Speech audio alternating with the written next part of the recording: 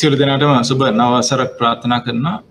දැන් 2021 ඔයගලන්ගේ නම්බර එකේ බලාපොරොත්තු වෙන්න ඕනේ කොහොම හරි බැංකින් එක්සෑම්ස් ඉවර කරනවා කියන එක තමයි. රයිට්. ඉතින් ඒ සඳහා අවශ්‍ය සියලුම ක්‍රියාමාර්ග ඔයගොල්ලෝ ගත යුතුයි. දැන් ඒකේ වැදගත්කම තියෙන්නේ අපි දැන් ඔයගලන්ගේ සමහර අයට අවස්ථාව තියෙන්නේ නැති හොඳටම 2019 දී සමහර සබ්ජෙක්ට් එකක් හෝ දෙකක් වැඩිපුර කරා නම් සියලු බැංකින් එක්සෑම්ස් ඉවර කරන්න අවස්ථාව තියෙන්නේ නැති. හරි. ඒක 2020 මාර්තු මාසේ කරන්න හිතගෙන පොඩ්ඩක් කල් දැම්ම නම් පොඩ්ඩක් බලන්න දැන්ටමත් අවුරුද්දක් පහුවෙලා තියෙන්නේ. හරි. දැන් හදිස් දැන් ඒක නිසා තව ගොඩක් ප්‍රශ්න තියෙනවා. මොකද මේ එකක් ඉතින් අනිවාර්යෙන් අවුරුද්දක් පස්සට යනවා වයස වැඩි වෙන අවුරුද්දකින් ඒත් එක්කම එක්සෑම් එකක් තව අවුරුද්දකින් පහු වෙනවා කියන්නේ ඔළුවටත් ලොකු බරක් නේද? ඒක ඊට වඩා හොඳයි පුළුවන් තරම් ඉක්මනට කරලා ඉවරයක් කරගන්න තිබුණා ඊට වඩා හොඳයි. හරි. තව එකක් තමයි ඉතින් දැන් අවුරුදු එකමාරකින් විතර කලින් ඉවර කරන් තිබිච්ච දෙයක් දැන් ආයිමත් අමතක වෙලා තියෙන්නේ අවුරුදු එකමාරක් ගියපු හින්දා. ඉතින් ඔයගලන්ට නැවතත් ඒවා ආවර්ජනය කරගන්න වෙනවා මතකයන්. ඉතින් ඒකත් ලේසි නෑ. මොකද අර කන්ටිනියස්ලි කරගෙන ගියා වගේ නෙමෙයි. අතරමැද පොඩ්ඩක් බ්‍රේක් එකක් අරගෙන දැන් පටන් ගන්න එක ලේසි නෑ. හරි. ඉතින් ලොකු චැලෙන්ජ් එකක් තියෙන්නේ මේ අවුරුද්දේ. කොහොම හරි හැබැයි මේක කරගන්න පුළුවන්. ඉතින් කොහොම හරි හැමෝම මේ වසර තුලදී බැංකින් එක්සෑම්ස් කම්ප්ලීට් කරන්න වාසනාව ලැබේවා කියලා මම සියලු දෙනාටම ප්‍රාර්ථනා කරනවා. හරි. රයිට්. අපි ගිය සතියේ සාකච්ඡා කරේ ලංකාවේ පාවිච්චි කරන ස්වරකුම්පත් පිළිබඳව. රයිට්. අද අපි ඊළඟ මාතෘකාවට යමු.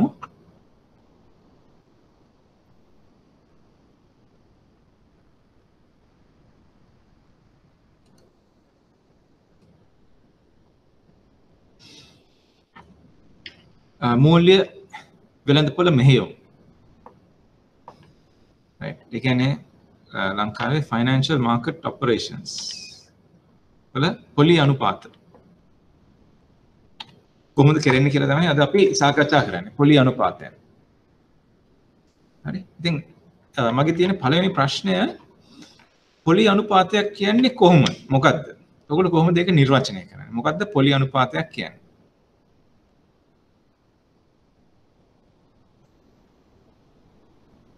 පොලි අනුපාතය කියන එක මට නිර්වචනය කරන්න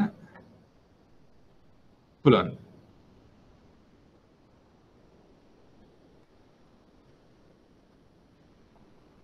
පොලි අනුපාතයක් කියන්නේ කුමක්ද?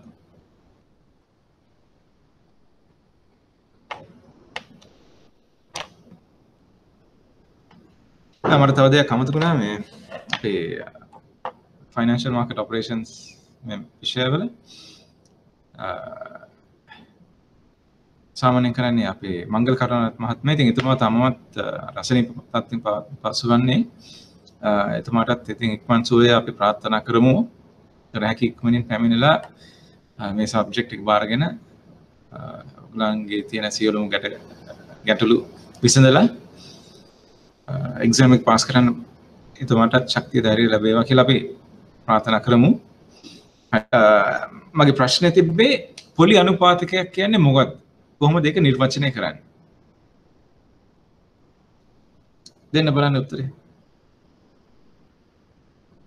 අපි අපේ මම දැන් දෙකේ පන්තියේ ඉඳලා මේ දක්වා පොලි අනුපාතය කියන එක අහලා තියෙනවා. කොහොමද ඒක ඩිෆයින් කරන්නේ? නිර්වචනය කරන්නේ කොහොමද?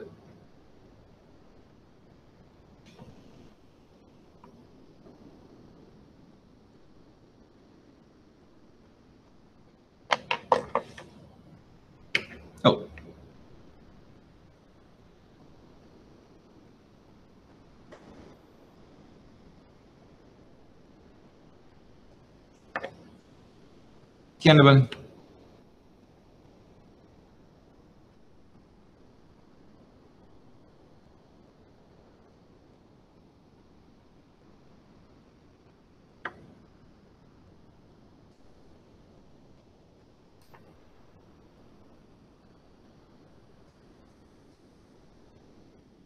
පොලි අනුපාතය නිර්වචනය කරන්න.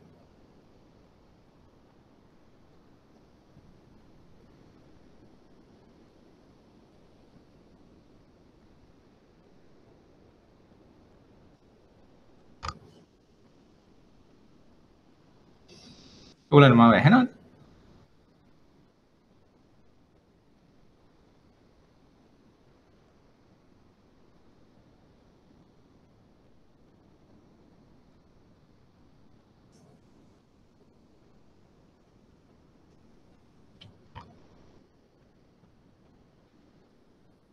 උද්දමනයට ආර්ථික වර්ධනයට වගේ දේවල් වලට බලපෑමක් කරන ආර්ථික වර්ධනය මට හරියට ඇහුන්නේ නැහැ.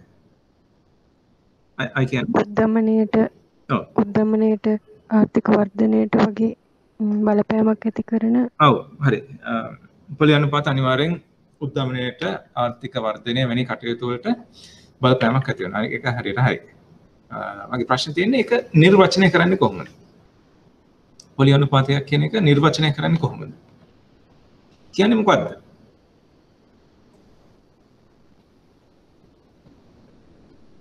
පොලි අනුපාතකයක් කියන්නේ මොකද්ද?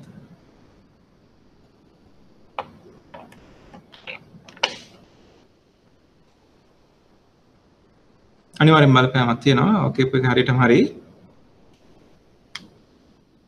කොහොමද ඒක ඩිෆයින් කරන්නේ?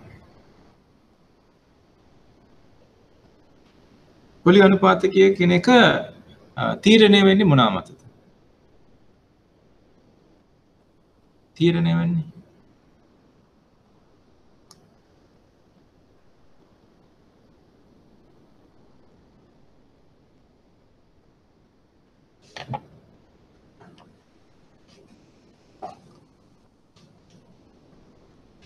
අපි ආසල් යන කාලේ මතකද?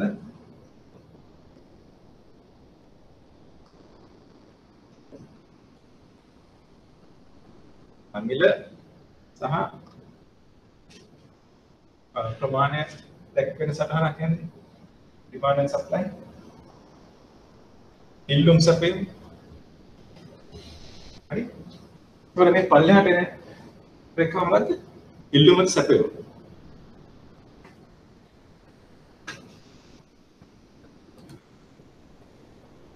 පල්ලෙහාට එන්නේ අපි දෙකේ වසරේ ඉන්නකොට ඉගෙන ගත්ත දෙයක්.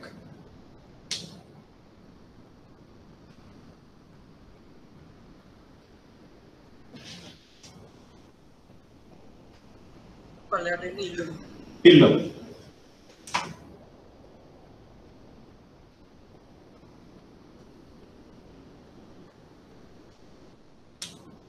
හරි. ඒ කියන්නේ උඩට යන්නේ සැපයීම. ඉල්ලුම සහ සැපයීම දක්වන ග්‍රාෆ් එක. හරි. ඒකට මේකේ ඡේදනය වෙන තැන තමයි නියමිත මුදල තීරණය වෙන්නේ. right. දැන් මේක හැම දෙයකටම අදාළයි. කියන්නේ පොලි අනුපාතයක් කියන එකටත් අදාළයි. මොකද පොලි අනුපාතයක් කියන්නේ ඔකේ මිල.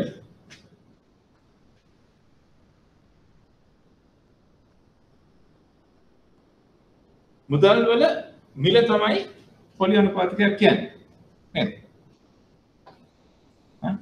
මුදල් වලට අදාළ මිල තමයි පොලි අනුපාතයක් කියන්නේ. හරි? එතකොට ඒක තමයි ඩෙෆිනිෂන්. මුදල් වල මිල තමයි පොලි අනුපාතයක් කියන්නේ. එතකොට දැන් අපේ වත්සා කියපු විදිහට පොලි අනුපාතක මත ගොඩක් දේවල් රඳා පවතිනවා. කියන්නේ රටේ ඇත්තටම කියනවා නම් රටක ඉරණම රඳා පවතින්නේ පොලි අනුපාත මත. රටේ ඉරණම. ඒක කියන හේතුව දැන් අපි දන්නවා සමහර රටවල පොලි අනුපාතය ඉතාමත්ම අඩුයි. හරි දැන් ජපානයේ වගේ රටවල් ගත්තොත් ඒගොල්ලන්ගේ පොලි අනුපාතය 0.0ට ආසන්නයි. ඇමරිකාවේ මේ දවස්වල 0.0ට ආසන්නයි. දැන් ජපානයේ අවුරුදු 30-40ක ඉඳලා ඒගොල්ලන්ගේ පොලි අනුපාතය 0.0යි. හරි. ඒතකොට ඉතාමත්ම අඩු පොලි අනුපාතකයක් තියෙන්නේ. හැබැයි සමහර රටවල් දැන් බලන්න සිම්බාබ්වේ වල පොලි අනුපාත 200ට වඩා වැඩි. ඒකට හේතුව ඒ පොලි අනුපාත මත රටේ ගොඩාක් දේවල් බලපාලා තියෙනවා. ඉතින් ඒ පොලි අනුපාත අනුව ඒගොල්ලන්ගේ රටවල් වල උද්දමනය පවා පාලනය කරලා තියෙනවා. දැන් ජපානයේ තියෙන ප්‍රධානම ප්‍රශ්නය ඒගොල්ලන්ගේ උද්දමන වේගය ඉතාමත්ම අඩුයි. සමහරවිට ඍණ අගයක් තියෙනවා. හරි? ඒක උද්දමනයක් නැහැ. ඍණ අගයක් ගන්නෑ. ඒකත් එච්චරම හොඳ නැහැ. දැන් ඒකට හේතුව අපි සේවය කරද්දී රයිට් අපේ රැකියාවට අදාළ වැටුපක් අපිට ලැබෙනවානේ. දැන් ඔය වැටුප අපිට අවශ්‍ය වෙන්නේ ඒ වගේම සාමාන්‍යයෙන් අපි සාමාන්‍යයෙන් හිතන්නේ වැටුප වසරෙන් වසර වැඩි වෙයි කියලාද අඩු වෙයි කියලාද? කවුරුත් අඩු වෙයි කියලා බලාපොරොත්තු වෙන්නේ නැහැ නේ. හැමෝටම උනේ මේ අවුරුද්දට වඩා වැඩිපුර වැටුපක් ලබලා උදේ උපය ගන්න. රයිට්? එහෙම තියෙන්නේ සාමාන්‍යයෙන් උද්දමනයක් තියෙද්දි. රයිට්. උද්දමනය නැත්තම් උද්දමනයේ ඍණාගයක් නම් සමහරවිට ලබන අවුරුද්දේ අපිට හම්බ වෙන පඩිය වැටුප මේ අවුරුද්දේ වැටුපට වඩා අඩු වෙන්න පුළුවන්. මොකද උද්දමනයේ ඍණාගයක් ගන්න. හරි ඉතින් මේ වගේ ප්‍රශ්න ගොඩක් තියෙනවා. ඉතින් ඒ වගේ දැන් අපි හදිස්සියේ හිතමු ලබන අවුරුද්දේ වැටුප මේ අවුරුද්දේ වැටුපට වඩා අඩු නම් අපි අපේ පුළුවන් තරම් වියදම් දැන් ලැබෙන මුදල් වියදම් කරනවාද ඉතුරු කරගන්නවද? කවුරුත් වියදම් කරන්නේ නැහැ. මොකද ලබන අවුරුද්දේ අපිට මෙච්චර ආදායමක් සමහර නොලැබෙන්න පුළුවන්. කවුරුත් වියදම් කරන්නේ නැත්නම් ඒ රටේ ආර්ථික වර්ධනය සෑහෙන අඩාල වෙන්න පුළුවන්. රයිට්. ඒතකොට ජපානයේ මේක තමයි මුහුණ පාලා තියෙන ප්‍රධානම ප්‍රශ්නේ. ඒගොල්ලන්ගේ ආර්ථික වර්ධන වේගය ඉතාමත්ම අඩුයි. ආර්ථික වර්ධනය වෙන්නේ නැහැ. ඍණාගයක් සමාල ගන්න පුළුවන්. ඉතින් ඒගොල්ලන්ට තියෙන ප්‍රධානම අරුබුදය ඒක තමයි. ආර්ථික වර්ධන වේගය වැඩි කරගන්නේ කොහොමද කියලා. ඉතින් ඒක නිසා තමයි ඒගොල්ලෝ පුළුවන් තරම් ඒගොල්ලන්ගේ පොලි අනුපාතකයන් බිඳුවම කරලා තියෙන්නේ. මොකද එතකොට මිනිස්සු ඒ රටේ ජනතාව සල්ලි ඉතුරු කරගන්න බලන්නේ නැහැ. පුළුවන් තරම් වියදම් කරන්න බලනවා. ඒ වියදම් කරන එකෙන් රටේ ආර්ථිකය තමයි දුවන්නේ. රටේ ආර්ථිකය හොඳට දුවනවා. මොකද එතකොට හැමෝටම අවශ්‍ය රැකියාවන් ලැබෙනවා. නිෂ්පාදන කටයුතු වැඩියෙන් සිද්ධ වෙනවා. රටේ අර දල දේශීය නිෂ්පාදිතේ ඉබේම උඩට යනවා.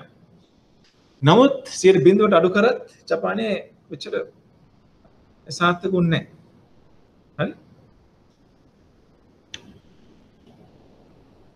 හැබැයි ඒකේ අනිත් තාත්පසින්ම විරුද්ධ පැත්ත තමයි සිම්බාබ්වේ වලට උනේ. ඒගොල්ලන්ගේ උද්දමනය ඉතාමත්ම වැඩි. දැන් මේ අවුරුද්දේ වැටුපට වඩා සමහරවිට ලබන අවුරුද්දේ ලැබෙන වැටුප 100ට සමහරවිට 200ක් වෙන්න පුළුවන්. හැබැයි ඒ 200 වැඩිපුර ලැබුණාද ඒ කියන්නේ මේ අවුරුද්දේ රුපියල් 100ක් හම්බ කරපු කෙනෙක් ලබන අවුරුද්දේ රුපියල් 300ක් හම්බ කරනවා. හරි එච්චර වැටුප වැඩිවීමක් සිද්ධ වෙන්නේ නැති.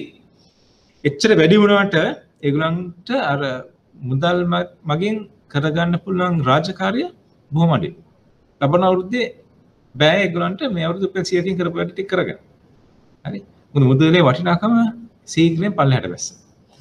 මතකයිද මම කිව්වා සිම්බාබ්වේ ඩොලර් එකට මොකද උනේ කියලා?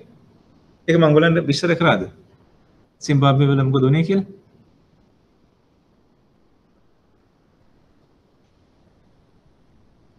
මතකද?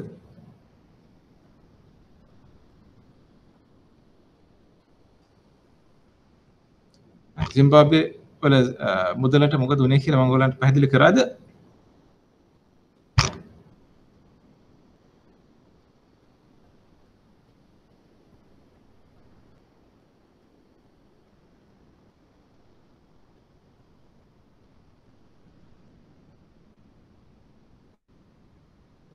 මතක නැද්ද? සිම්බාබ්වේ වල මුදල් ඒකකය මොකද්ද? ලංකාවේ රුපියල් වගේ ඒ රටේ තියෙන මොනවද? සිම්බාබ්වේ වල තියෙන?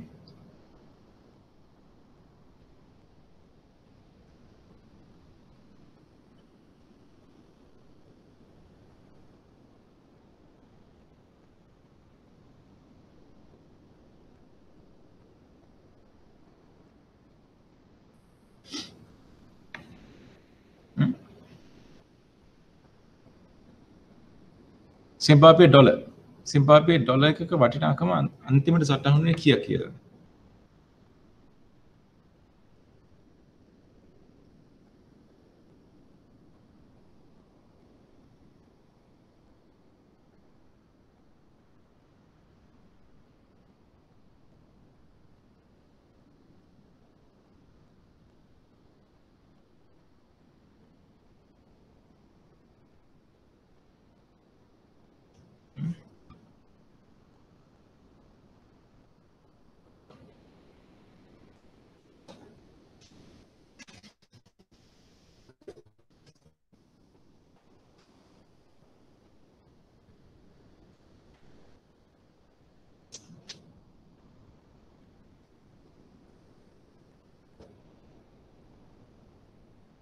කීය තියෙන්නේ?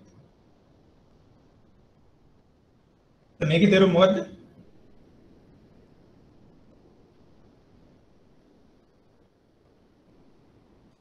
මේ විනිමය අනුපාතකයේ තේරුම අපි රුපියල් වලින් ගත්තා.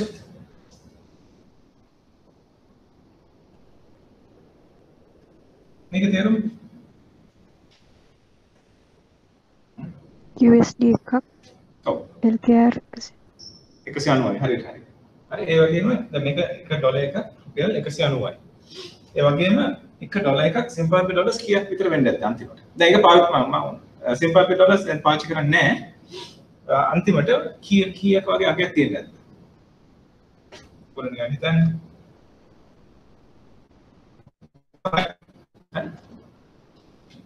35යි කියන්නේ ඩොලර් එකක් සිම්බාබ්වේ ඩොලර්ස් 35යි කියන්නේ මේ පොඩ්ඩක් වැඩිට වඩා මේක කියන්නේ 35යි 35000යි.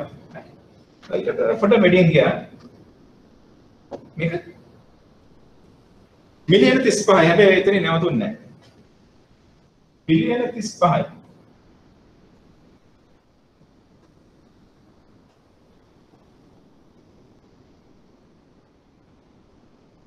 ट्रिलियन 35යි. එතනින් නැවතුනේත් නැහැ. මේ කීයද?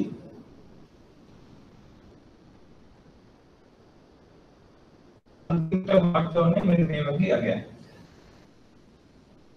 හරි?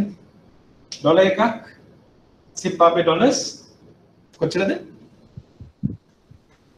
trillion මේ හා කොච්චරද? ඔව්. ඕකේ වචනේ හරි කීයද? ඒකට කියන්නේ ක්වඩ්‍රිලියනයක්. හරි ක්වඩ්‍රිලියන 35යි. ක්වඩ්‍රිලියන 35යි. 35.15. දැන් 35.15ක් ගුණය ඇත්තටම මේ සිම්බාබ්වේ ඩොලර් එක පොඩ්ඩක්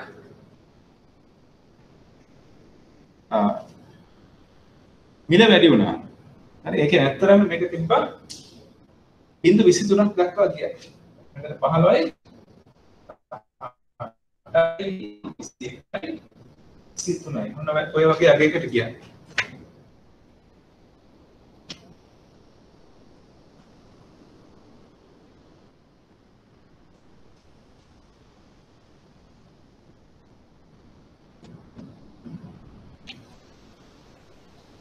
ක්වඩ්‍රිලියන 35යි. හරි. ඉතින් ඇයි මේ වගේ තත්ත්වයක් ඇති වුනේ? ඇයි සිම්බාබ්වේ ඩොලර් එකක් මෙච්චරම අවප්‍රමාණය වුනේ? ඒකට හේතුව මොකක්ද?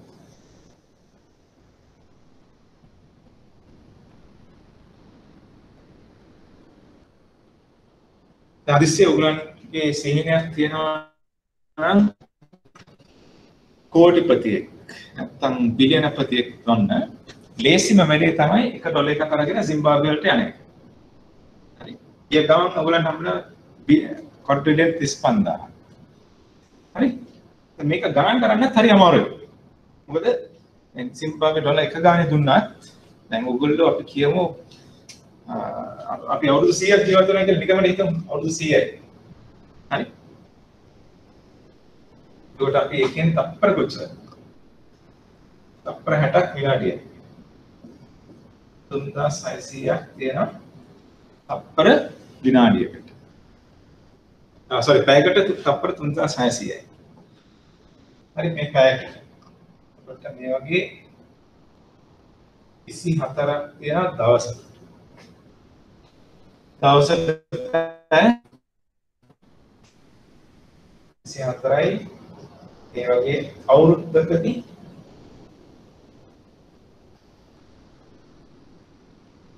මෙච්චර තප්පර ගණක් තියෙනවා. හරි? අවුරුද්දකට මෙච්චර තප්පර ගානේ අපි අවුරුදු 100ක් ජීවත් වුණොත්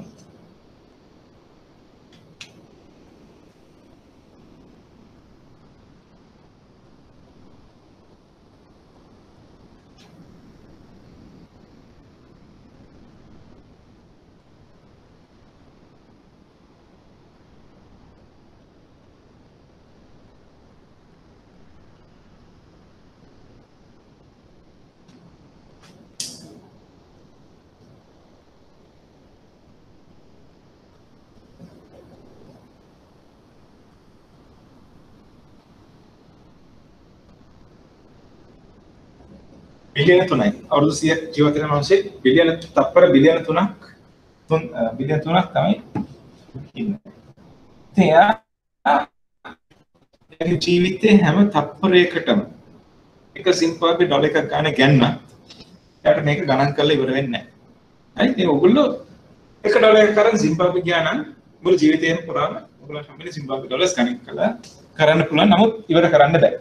හරි ඊළඟ ආත්මෙත් ඇවිල්ලා ආයෙ ගණන් කරන්න. ඒත් ඉවර කරන්න බැරි. ආත්ම 10ක් විතර එන්නවා. ඊටත් වැඩි වන්න. ආත්ම 100ක් 1000ක් විතර එන්නවා. මේ ගණන් කරලා ඉවර කරන්න.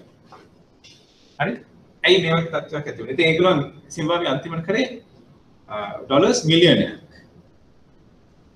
මිලියනේ නෝට්ටුවක් ඉෂු කරා. මිලියනයක්. සිම්බාබ්වේ ඩොලර් මිලියනයක්. يعني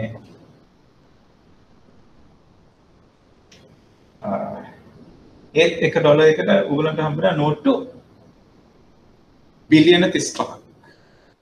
හරි. නෝට්ටු බිලියන 35ක් හම්බෙන එක ඩොලර් එකකට. ඒ බිලියන 35 හම්බෙන්නේ මිලියනේ ඩොලර්ස් බිලියන 35ක් හම්බෙන එක ඇමරිකන් ඩොලර් එකකට. හරි දැන් මේක මේ සල්ලි ටික ගෙන යන්න උගලන්ට වෙනම ලොරියක් ගන්න වෙනවා. ඒත් බැරි වෙයි. ඔය ලොරි 10ක් විතර ගන්න වෙනවා. ඒ එක ඩොලර් එකකට සිම්බාබ්වේ ඩොලර්ස් ගෙන යන්න නේ. හරි ඉතින් මෙච්චර බරපතල ප්‍රශ්නයකට ඒගොල්ලෝ ඒ මුහුණ දුන්නා. හේතුව මොකක්ද? මේ වගේ තත්ත්වයක් ඇති වුණා.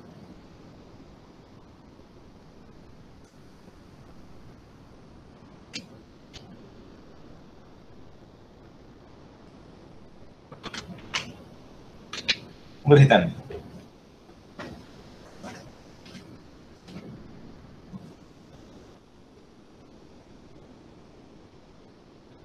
හරිද? ඒකෙන් සිම්බාබ්වේට මේක කරගන්න බෑනේ. ඉතින් ඒගොල්ලෝ අන්තිමට ඩිසයිඩ් කරේ තීරණය කරේ මේ සිම්බාබ්වේ ඩොලර් කියන මුදල් ඒකකය භාවිතා කිරීමෙන් සම්පූර්ණයෙන් ඉවත් වෙනවා කියලා. දැන් ඒගොල්ලෝ පාවිච්චි කරන්නේ ඇමරිකන් ඩොලර්ස් වගේම සවුත් ඇෆ්‍රිකන් රෑන්ඩ්.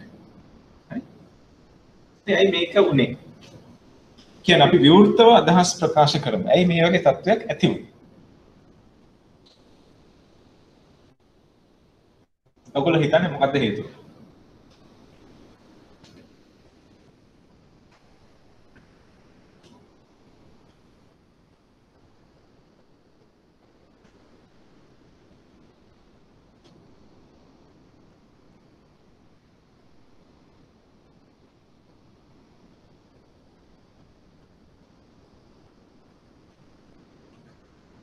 ඔව්.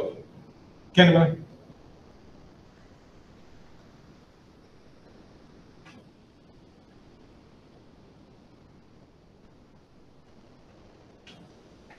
මේ වගේ තත්ත්වයක් ඇති වෙන හේතුව මොකක්ද? සිම්බාබ්වේ වල උද්ධමනය වැඩි. ඔව් හරියටම හරි. හරියටම හරි. ඊටමත් හොඳ පිළිතුරක් වදුන්නේ. හරි වත්ස. සිම්බාබ්වේ වල උද්ධමනය 200යි සමහරවිට 500 දක්වාත් ගියා. හරි. තාමත්ම වැඩි උද්ධමන වේගයක් අගයක්. මේ ඔක රටකට දරා ගන්න බැරි තරම් වැඩි.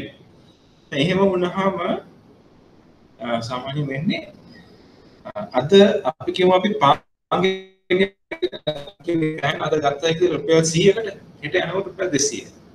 ඊළඟ දවසේ ඊටත් වඩා වැඩි. හරි ඉතින් ඒ වගේ තත්ත්වයක් තමයි සිම්බාබ්වේ වල තිබුණේ.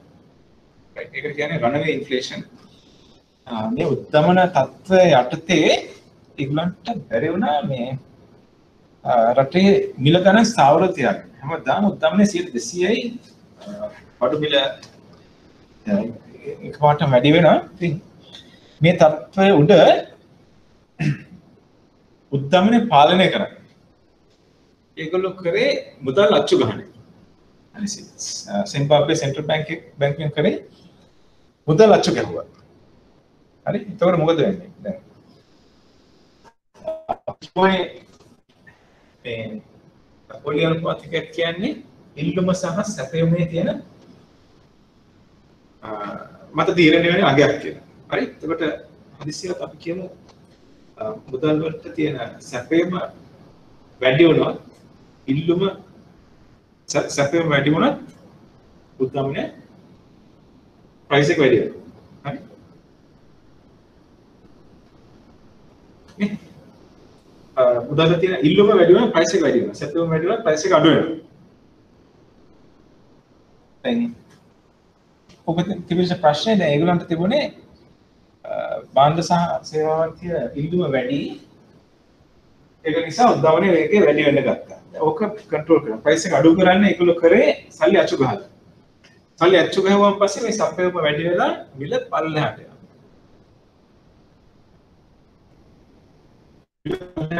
පස්සේ සිම්බාබ්වේ වල තිබිච්ච වැඩේ තමයි ඒගොල්ලෝ රට ඇතුලේ කිසිම නිෂ්පාදනයක් කරන්නේ නැහැ. හරි?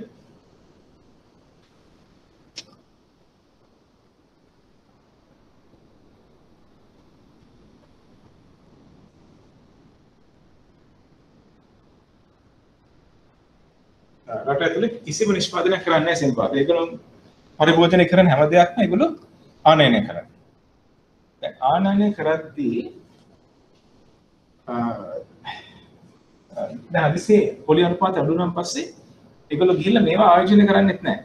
ඒවෙන් තව භාණ්ඩ හා සේවාවන් මිලදී අරගෙන පරිභෝජනයට ගැනීම තමයි සිද්ධ වෙන්නේ සිම්බාබ්වේ. දැන් මේ වගේ පරිභෝජනය ගන්නකොට එකපාරටම පොලි අනුපාත අඩු වෙච්ච වුණාම මිනිස්සු කරේ තව ණය වගේ දේවල් අරගෙන තවත් මේ පරිභෝජනය වැඩි වෙනකොට ඒගොල්ලෝ පරිභෝජනය කරන්නේ හැමතිස්සෙම ආනයනය කරපු භාණ්ඩ සහ සේවා. හරි තව තවත් ආනයන වැඩි වෙනවා. ආනයන වැඩි වෙනකොට මොකද වෙන්නේ? ඩොලර් එකට. ඩිමාන්ඩ් එක ඩොලර් එකට තියෙන ඉල්ලුම වැඩි වෙනවද අඩු වෙනවද? යම් රටක ආනයන වැඩි වෙනකොට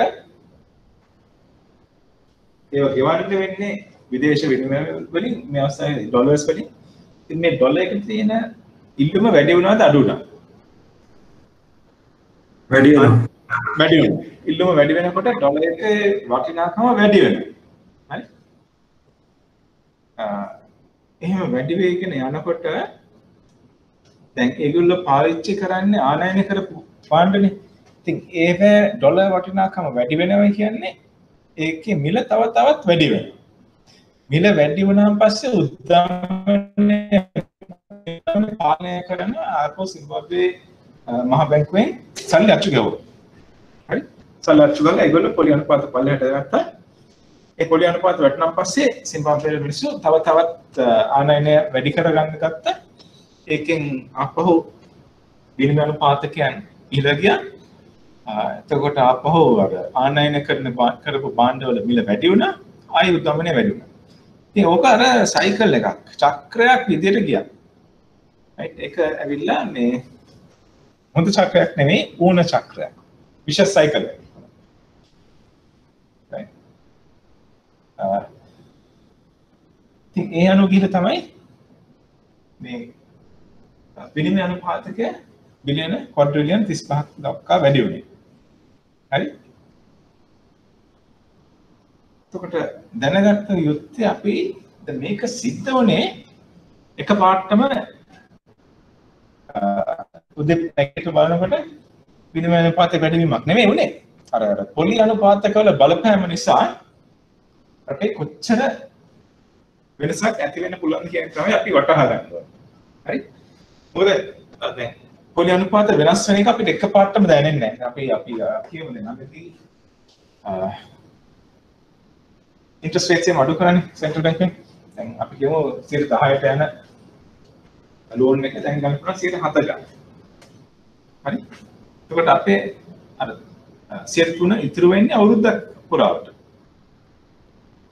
ඉතින් සමහරවිට අපිට පොලි අනුපාත වෙනස් වීම එකපාරටම දැනෙන්නේ නැහැ. ඒ වුණාට රටක ඉරණම වෙනස් කරන්න පුළුවන් ආර්ථික මිනුම් දණ්ඩක් තමයි පොලි අනුපාත කියලා කියන්නේ. හරි ඒක නිසා පොලි අනුපාත පිළිබඳ දැනුම සෑහෙන දුරකට අවශ්‍යයි බැංක කෙනෙක්ට.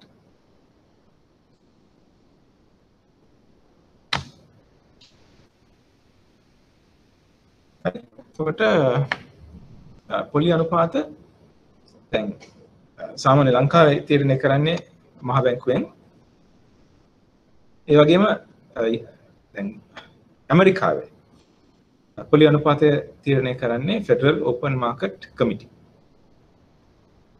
ඒගොල්ලෝ FOMC හරි FOMC එකෙන් ෆෙඩරල් ඕපන් මාකට් කමිටි ෆෙඩරල් විවෘත වෙළඳපොළ කමිටුව නිරන්තරයෙන් රැස් වෙමින් කෙටි කාලීන පොලි අනුපාත පිළිබඳ ගත යුතු ක්‍රියාමාර්ග ගන්න ලබයි.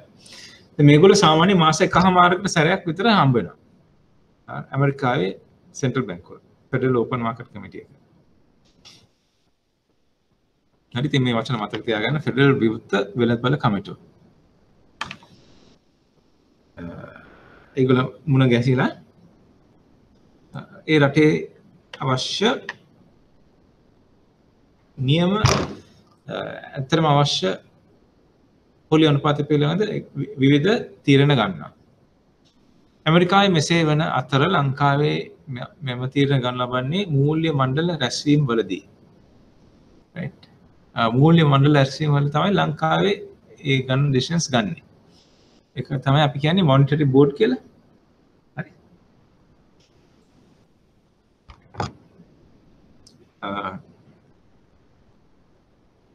ෆෙඩරල් ඕපන් මාකට් කමිටි සාමාන්‍ය ඒගොල්ලන්ගේ ඉන්ෆ්ලේෂන් ටාගට් එකක් තියෙනවා. ඒ කියන්නේ උද්දමනය පිළිබඳ යම් ඉහළ මට්ටම පිළිබඳ යම් අවබෝධයක් තියෙනවා. ඒගොල්ලෝ සාමාන්‍යයෙන් බලන්නේ උද්දමන වේගය 2%කට වඩා අඩුවෙන් ඇමරිකාවේ පවත්වාගෙන යන්න. දැන් උද්දමන වේගය 2%කට වඩා වැඩි වුණොත් මොකද ඒගොල්ලෝ කරන්නේ? ඒගොල්ලෝ මොකද හිතන්නේ? මොකද කරයිද ඒගොල්ලෝ උද්දමන වේගය 2%කට වඩා වැඩි වුණොත් ඇමරිකාවේ. පොලි අනුපාතය වැඩි කරයිද නැත්නම් අඩු කරයිද? 2%කට වඩා වැඩි වුණොත් උද්දමනය 2%කට වඩා වැඩි වුණොත් මේ ෆෙඩරල් විවෘත වෙළඳපොළ කමිටුවෙන් මොකද කරන්නේ? පොලි අනුපාත වැඩි කරයිද අඩු කරයිද?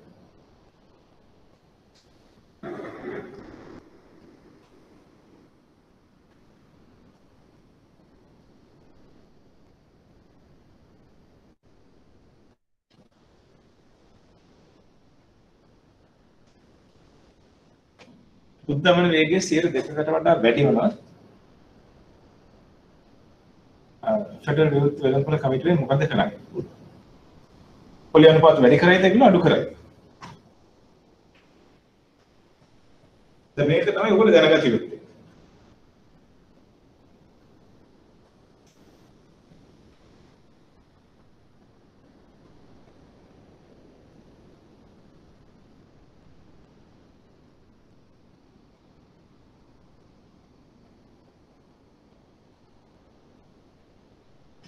මොනවා කරේ?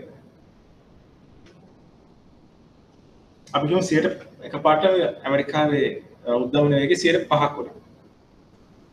ඒකට මොකද කරන්නේ? FOMC එකෙන් මොන වගේ තීරණයක් ගනිද? ඒගොල්ලන්ගේ පවතින වැඩි කරේද අඩු කරේද?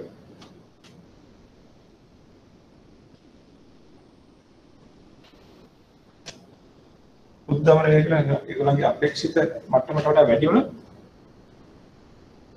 පොලි අනුපාතය උත්තර දෙන්න වැරදුනක් කමක් නැහැ.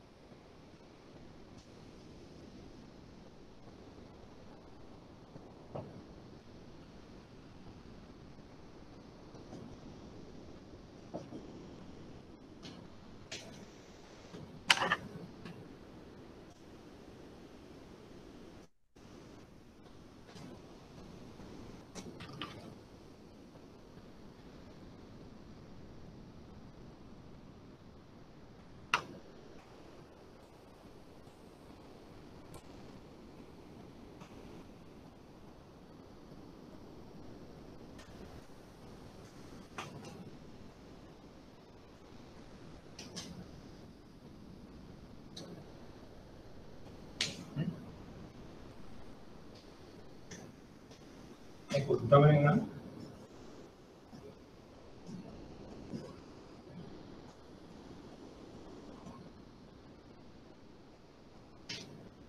උද්දමනයේ 2%කට වඩා වැඩි වුණොත්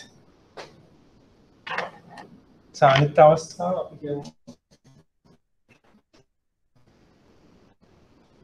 1%කට වඩා අඩු වුණොත්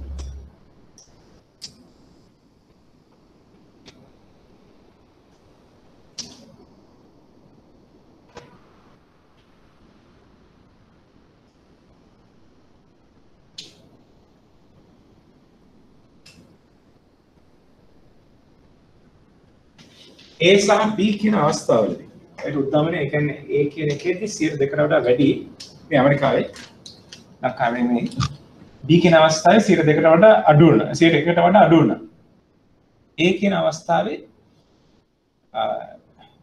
මොනවද කරන්නේ B කියන අවස්ථාවේ මොකද කරන්නේ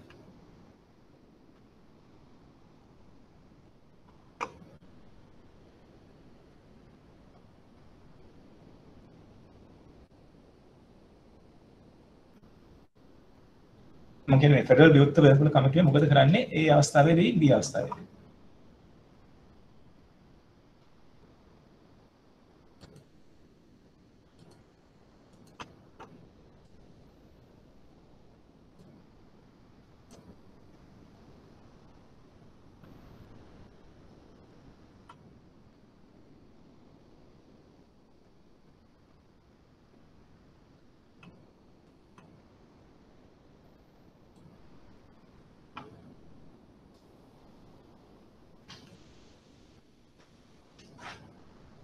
මොකද ඔයගොල්ලෝ හිතන්නේ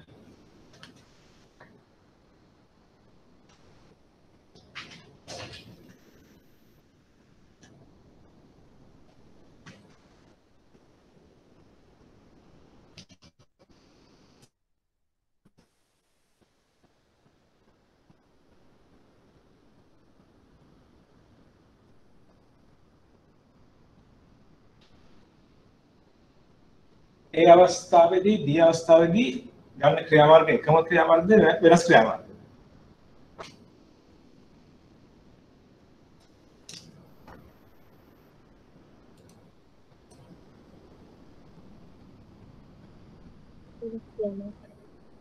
අනිවාර්යයෙන් වෙනස් right ඒ අවස්ථාවේදී මොකද ගන්නේ කියන්නේ පොලි අනුපාත ඉහළ දමාවේද පහළට දමාවේද ඉහළ දායි ඒ හරියට හරි පොලි අනුපාත ඉහළ දමන්නේ ඒ වලදී ඇයි මොකද ඒ කියන්නේ අර ඒගොල්ලෝ උද්දමනය වැඩි වෙන වේගය 2% හෝ ඊට පල්ලෙහෙන් තමයි තියාගෙන බලාපොරොත්තු වෙන්නේ උද්දමනය වේගය 2%කට වඩා වැඩි වුණොත් ඒ කියන්නේ ආර්ථික වර්ධන වේගය පවත්වාගෙන යාම අමාරුයි 2%කට වඩා වැඩි කියන්නේ උද්දමන වේගය වැඩි. කියන්නේ භාණ්ඩ වල මිල සහ සේවාවන් භාණ්ඩ සහ සේවාවන් වල මිල අනවශ්‍ය පරිදි උඩට යනවා. right ඒක ආර්ථික කිසිම ආර්ථිකයකට ඒක හොඳ නැහැ. ඒක අඩු කරගන්න නම් භාණ්ඩ සහ සේවාවන් වලට තියෙන ඉල්ලුම අඩු කරගන්න වෙනවා. ඉල්ලුම අඩු කරගන්න තියෙන එක හොඳම විදිය තමයි මේ ඉල්ලුම කරන්න මිනිසුන්ට යම් වියදමක් යනවනේ ඒ කියන්නේ පුලියක් අරගෙන අපේ කරන්න ණයක් අරගෙන තමයි පුලිය ගෙවක වියදම් කරන්නේ. ඉතින් මේ ණය ගන්න වැය වෙන මුදල වැඩි කරගන්න. කියන්නේ පුලිය අනුපාත ඉහළ දානවා.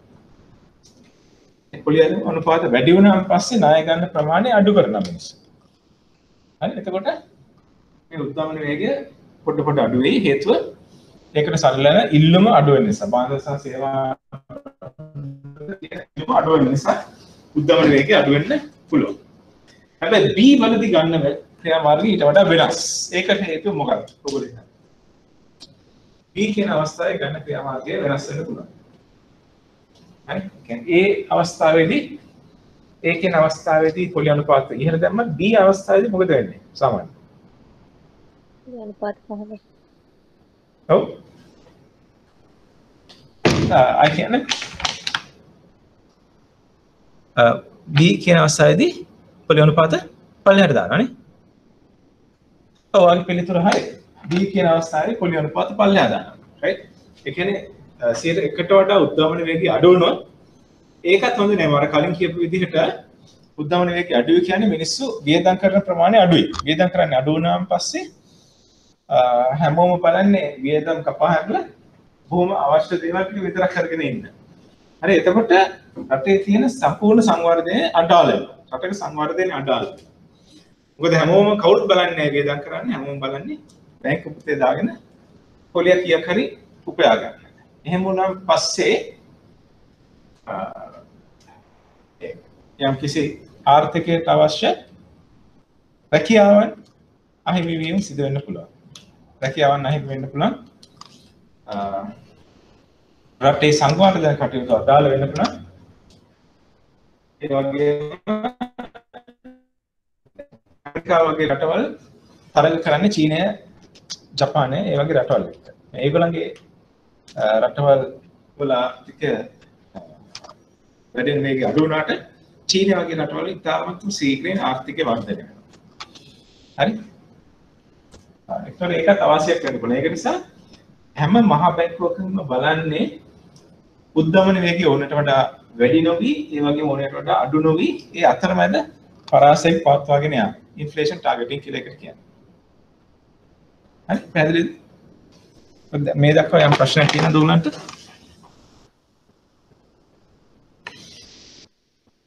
දැනට මොකද ප්‍රශ්න තියෙනවද?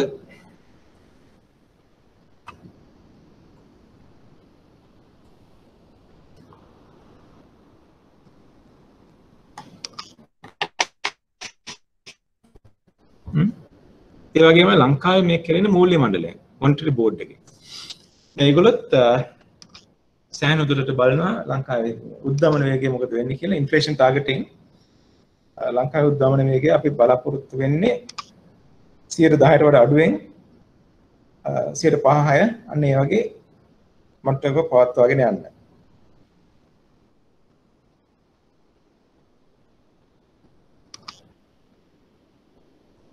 right? දැන්ට මොකද ප්‍රශ්න එහෙම තියෙනවද?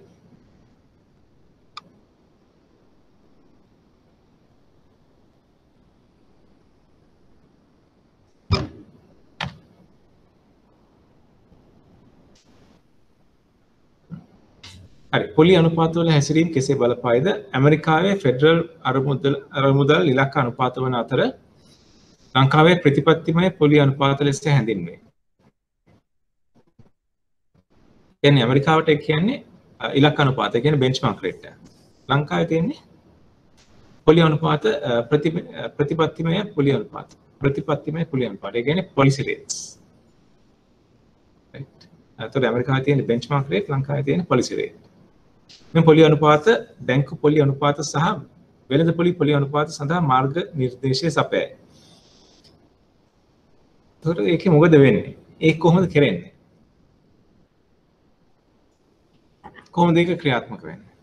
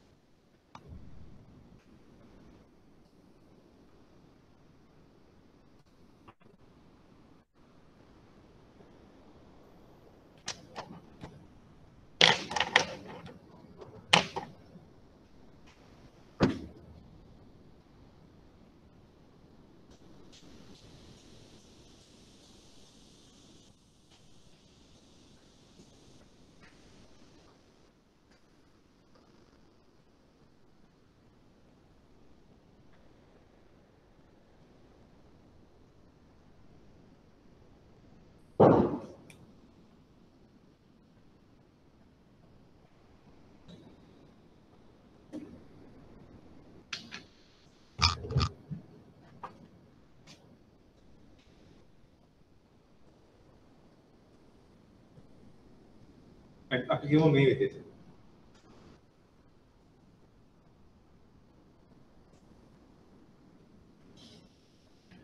හරි. දැන්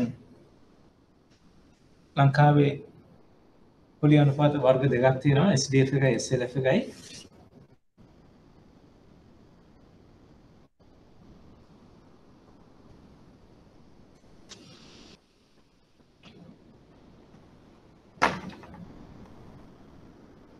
අපි ගිහිල්ලා බැංකුවේ යම් මුදලක් තැන්පත් කරොත් කියමු අපි හැම එකනම ගිහිල්ලා මේ බැංකුවේ ලක්ෂ 10ක් මුදල් හැම එකනම තැන්පත් කරලා. හරි? ඒතර දැන් බැංකුවට මේක ණයක් දෙන්න අවස්ථාවක් නැත්නම් ඒගොල්ලෝ කෙලින්ම කරන්නේ ඇවිල්ලා සෙන්ට්‍රල් බැංකුවේ මහ බැංකුවේ මෙන්න මේ facilities දෙක පාවිච්චි කරලා දානවා. ඒ කියන්නේ standing deposit facility එක තමයි අතිරික්ත මුදල් තැන්පත් කරන්නේ. හරි? මේ තැන්පත් කරද්දී ඒගොල්ලන්ට ලැබෙන රේට් එක 4.4යි. 4.4යි හම්බෙන්නේ. දැන් ඒගොල්ලෝ 10%කට අපි කියමු දෙනවා කියලා රේට් එක. පොලි අනුපාතය ඒ ඩිපොසිට් එකේ පොලි අනුපාතය 10 නම් ඒගොල්ලෝ අන්තිමට ඇවිල්ලා ඒක මහ බැංකුවට දෙන්නේ 4.4 නම් එතන ඒගොල්ලන්ට ලාභයක්ද පාඩුවක්ද සිද්ධ වෙන්නේ? කස්ටමර්ගෙන් ගන්නවා 10 ගානේ ඇවිල්ලා මහ බැංකුවට ඒක දෙනවා 4.4. එතකොට ලාභද පාඩුවද? පාඩුවක් සිද්ධ වෙනවා. අනිවාර්යෙන් පාඩුවක් වෙන්නේ. හරි. ඉතින් ඒගොල්ලන් කරන්න අවශ්‍ය 4.4ක් නොදී 3.4ක් 4ක් විතර දෙනවා. right 3.4යි 4යි. දැන් හදිස්සියවත් ඒගොල්ලන්ට වැඩි රේට් එකකට ඒ කියන්නේ වැඩි පොලි අනුපාතයකට මේක ණයක් දෙන්න බැරි වුණොත් ඒගොල්ලෝ ඇවිල්ලා මහා බැංකුවේ අපි කියමු 3.4 ගානේ තමයි ඩිපොසිට් එකට රේට් එක දෙන්නේ. 3.4 තමයි FD රේට් එක. කියලා අපි උපකාර කරනවා. හරි එතකොට එන්නේ ඒගොල්ලෝ 3.4 ගානේ පරිභෝගිකයන්ගෙන් අරගෙන 4.4 ගානේ ගිහලා සෙන්ට්‍රල් බැංකුවේ මහ බැංකුවේ තැන්පත් කරනවා. හරි. ඉතින් අනිවාර්යයෙන් දැන් හදිස්සියවත් මේ SDF රේට් එක 3%ක් කරොත් SDF රේට් එක 3%ක් කරොත් පාරිභෝගිකයන්ට දෙන FD රේට් එක මොකද වෙන්නේ? 3.4 තියෙයි ඊට වඩා අඩු වෙයි.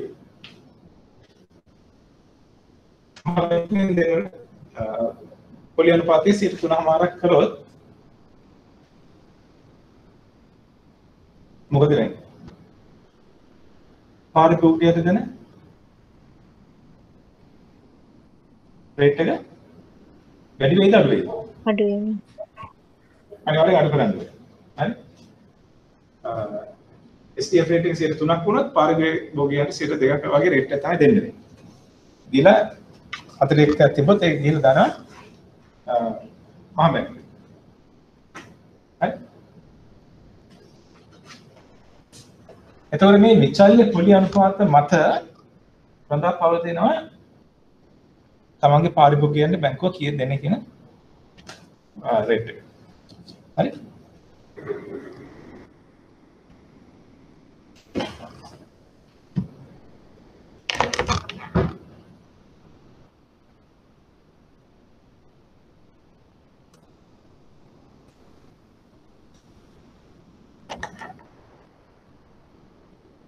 ඒක නිසා තමයි කියන්නේ මේ පොලි අනුපාත වෙළඳපොළ පොලි අනුපාත සඳහා මාර්ග නිර්දේශ සපයයි.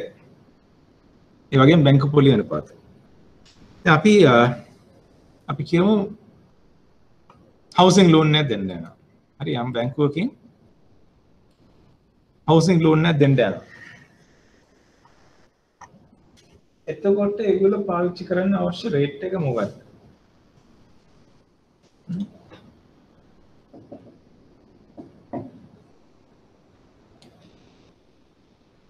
අපි කියමු දැන් තියෙන පොලි අනුපාත කියන්නේ මේවා.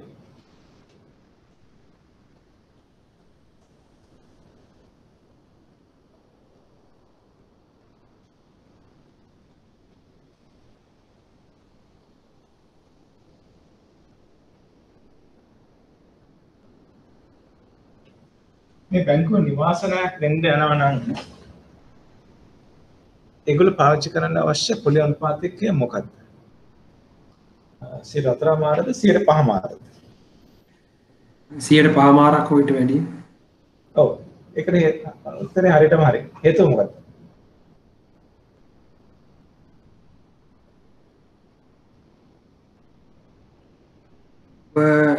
ණය ලබා ගන්න පොලේට වැඩියෙන් අපිට ණය දෙන්න. ඔව් අපි කලින්ම කියවනේ මේ බැංකුවෙන් ණය ලබා ගන්න 3යි කියලා. right 3කට ණය ලබා ගන්නේ. එතකොට මේක 100 housing loan එක 7යි කියන්නේ කොහොමද වඩා වැඩි. හරි වගේ පිළිතුර හරි. තව පොඩ්ඩක් ඒ ඔස්සේ තව පොඩ්ඩක් හිතන්න.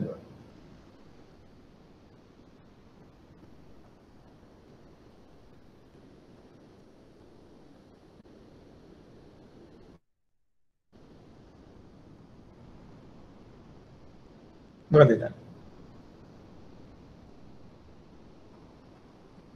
දැන් නිවාස ණයක් දෙද්දී බැංකුවේ නිවාස ණයක් දෙද්දී අපි කියමු ඒ බැංකුවට සල්ලි තිබුණේ නැහැ මුලින්ම. මහා බැංකුවෙන් සල්ලි අරගෙන තමයි නිවාස ණය දෙන්නේ. ඒ මහා බැංකුවෙන් සල්ලි ගත්තාන් පස්සේ ඒගොල්ලන්ට ගෙවන්න වෙන පොලි 5 මාරයි. හරි. ඒගොල්ලන්ගේ අතිරික්ත මුදල් තියෙනවා නම් කියන 4 මාර ගානේ ආයෝජනය කරන්න පුළුවන්. නමුත් 5 මාර ගානේ මහා බැංකුවෙන් අරගෙන ඒගොල්ලන් කස්ටමර්ස්ලට පාරිභෝගිකයන් ගෙවන්න ඕන කීයද? 5 මාරට අඩුද වැඩිද? වැඩි. 5 මාරට වඩා වැඩි. ඔව් 5 මාරට වඩා වැඩිපුර තමයි ගෙවන්නේ. හරි? මොකද ඒගොල්ලෝ 5 මාර ගානේ මහා බැංකුවේ 7-8 ගානේ පාරිභෝගිකයන්ට එක ණයක් දෙන්න අවශ්‍යයි. හරි? ඒතර මේ විදිහේ තමයි මේවා ක්‍රියාත්මක වෙන්නේ.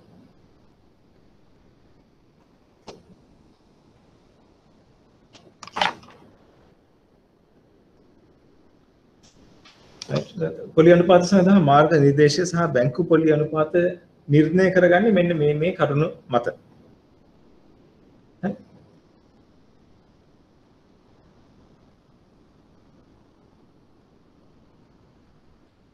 හරි ඒ ගැන දැන්ට තව ප්‍රශ්න තියෙනවද?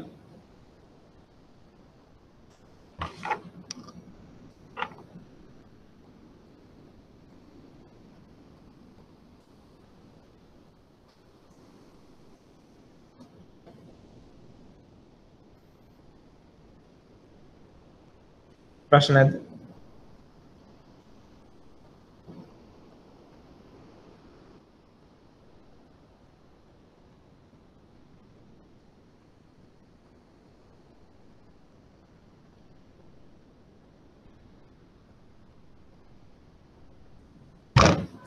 ප්‍රශ්න නැහැ?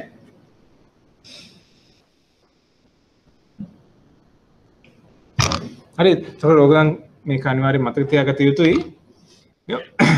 මෙම පොලි අනුපාත බැංකු පොලි අනුපාත සහ වෙළඳපොළ පොලි අනුපාත සඳහා මාර්ග නිර්දේශ සපයයි. හරි. පොලි අනුපාතය යනු මිල ස්ථාවරත්වය හා ආර්ථික වර්ධනය කෙරෙහි බලපෑමක් ඇති කළ හැකි ශ්‍රී ලංකා මහා බැංකුව විසින් උපයෝගී කරගන්නා වූ මූල්‍ය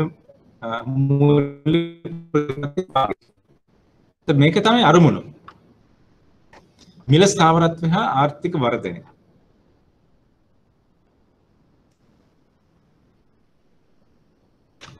හරි. දැන් හොඳට බලන්න මේකේ ඉතාමත්ම වැදගත් වචන දෙකක් තියෙනවා. එකක් මිල ස්ථාවරත්වය සහ ආර්ථික වර්ධනය. දැන් ඒ කියන්නේ උද්දමනය පාලනය කර ගැනීම. මිල ස්ථාවරව තියාගන්න. මේක හැම රටකටම අදාළ වෙන කරුණක්. හරි මහා බැංකුවෙන් හැමතිස්සෙම උත්සාහ කරන්නේ මිල ස්ථාවරව තියාගන්න එක.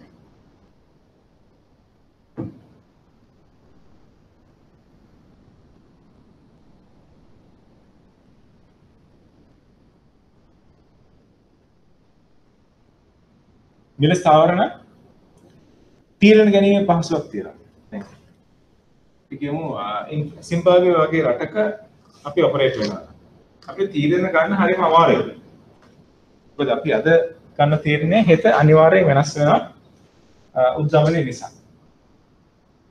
හරි.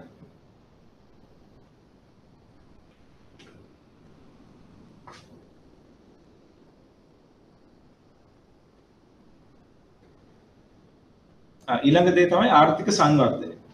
ඕනෑම මහා බැංකුවකින් අපේක්ෂා කරන්නේ ආර්ථික සංවර්ධන වේගය වැඩිපුර තියාගන්න. ආර්ථික සංවර්ධනය වැඩි කරගෙන තියාගන්න.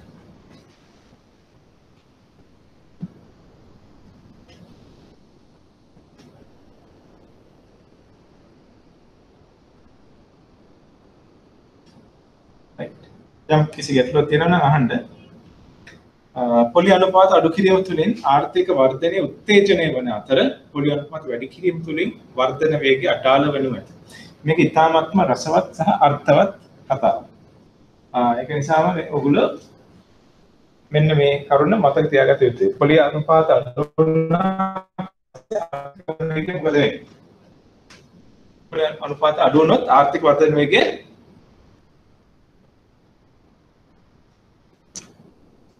වැඩි වෙනවා. ඒ වගේම පොලි අනුපාත අඩු වුණොත් ආර්ථික වර්ධන වේගය අඩු වෙනවා. right.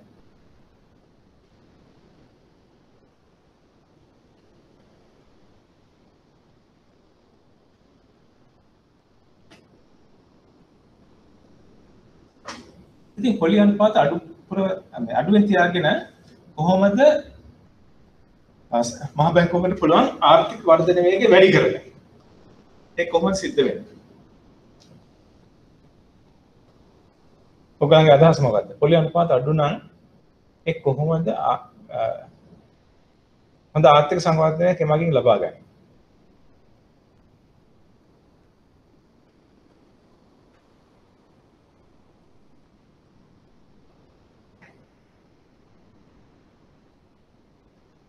ඉල්ලුම වැඩි ඉතිරි කිරීම අඩුවේ බාණ්ඩ හා සේවා සඳහා පවතින ඉල්ලුම වැඩි වීම.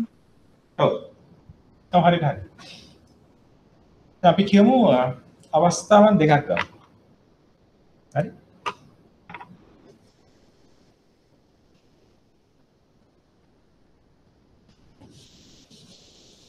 අපි ගමු අවුරුදු 10ක විතර කාල සීමාව.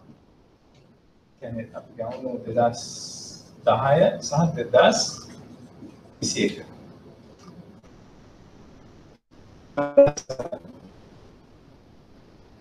විස්සගම් 10 සහ 2020. හරි. දැන් අපි කියමු 2010 බැංකුවක පොලි අනුපාතය 10%. 10 ගානේ පොලි ගෙවනවා. හැබැයි 2020 දී ඒක 5%. 5% පොලියක් විතරයි ගෙවන්නේ. මොකද බැංකුව කවදාවත් බැඳිලා නැහැ පාරිභෝගිකයන් 10 ගානේ ගෙවගව ඉන්න. ඒගොල්ලන්ට අවශ්‍ය නම් ඕනලක් වෙනස් කරගන්න පුළුවන්. හරි.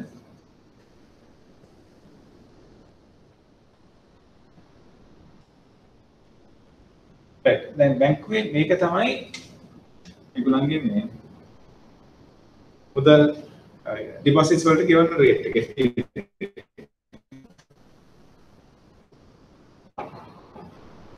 2010 10 ගෙවුවා දැන් ගෙවන්නේ 5%. දැන් මොකද වෙන්නේ?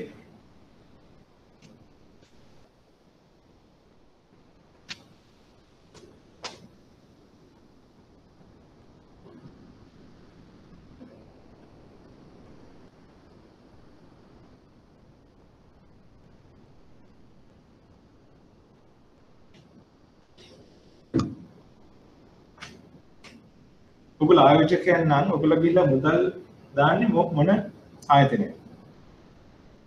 10 ගානේ දානවත් sorry 5 ගානේ දානවත් නැත්නම් වෙන දෙයක් නෑ.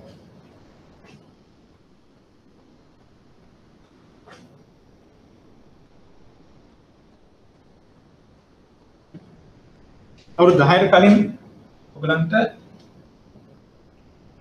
ලක්ෂ 10කට ගෙවුවා 10%යි. දැන් ලක්ෂ 10කට ගෙවන්නේ 5%යි. ඒක මොකද වෙන්නේ?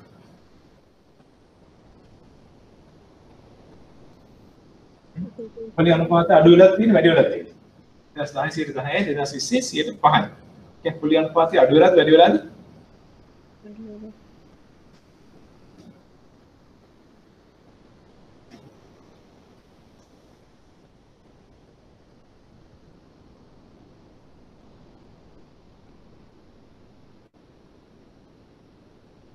අවුරුදු 10 කාල සීමාවක් ඇතුළතදී පොලි අනුපාත අඩු වෙලාද වැඩි වෙලාද? 10 වෙලා 15. ඒ කියන්නේ පොලි අනුපාත අඩු වෙලා. නේද? හරි දැන් හැම ආයෝජකයාගේම ලැබෙන පොලි මුදල 50%කින් අඩු වෙලා. ඒ කියන්නේ 10 අඩු වෙලා 15 දක්වා.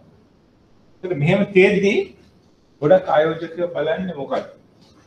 මේ FD රේට් එක. සාවර තැන්පත් රේට් එක දැන් තියෙන ගාණ තියාගන්නද නැත්නම් එහෙනම් බැරි නම් වෙන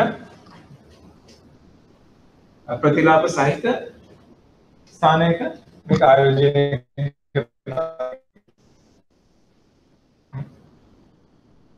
ඒගොල්ලෝ අනිවාර්යෙන් ඔය සල්ටි ගෙනින්න වෙන තැනක ආයෝජනය කරන්න බලන්න. මොකද බැංකුවේ තිබ්බත් හම්බෙන්නේ 5යි. නමුත් වෙන ආයෝජනයක දැම්මොත් ඊට වඩා සමහරවිට වැඩිපුර ගන්න පුළුවන්.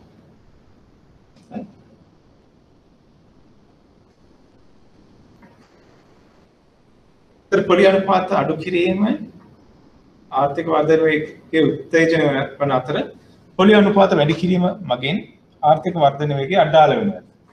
මේ හදිස්සියේ 10ට තිබිච්ච සාවර තැන්පත් රේට් එක 25ක් කරනවා. එතකොට මොකද වෙන්නේ?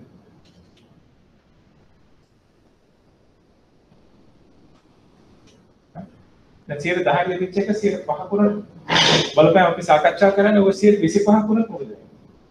මොකද ඔබ හිතන්නේ?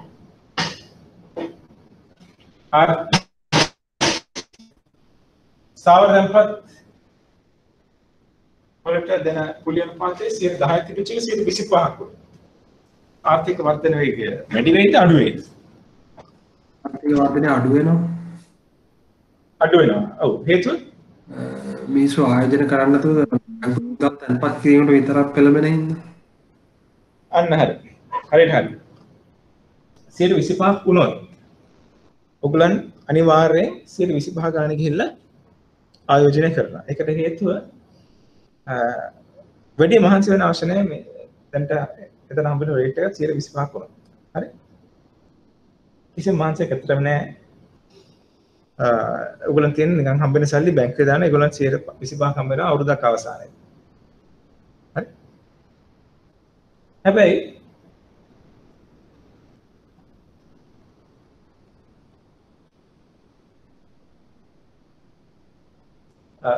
මේ වැඩේ හැමෝම කරගන්න ගියොත් මොකද වෙන්නේ? හැමෝම ගිහිල්ලා දානවා 125 ගාන. අවුරුදු 10කට. කවුරුවත් ආයෝජනය කරන්නේ නැහැ.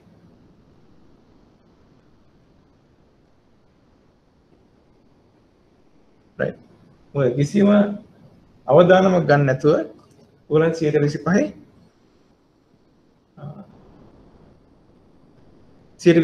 රේට් එක ගන්න පුළුවන්. කිසිම අවදානමක් නැතුව. කිල්ල නිකන් බැංකුවේ සල්ලි තැන්පත් කරන එක විතරයි තියෙන්නේ.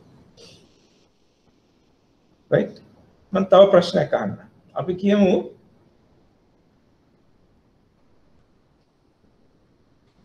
දැන් මේ උදාහරණය පැහැදිලිද?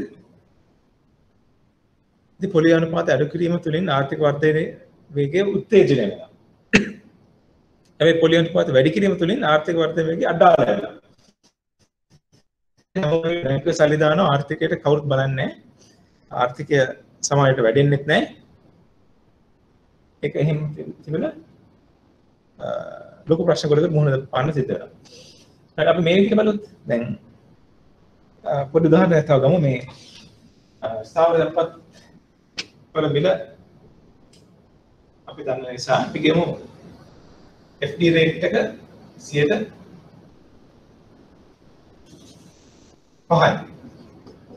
හරි යම් බැංකුවක් FDs ගන්නවා 5% ගන්න. කියන්නේ ඒගොල්ලෝ කරන්ට් account එකයි සේවිංස් එකයි FDs මේ සේරගෙම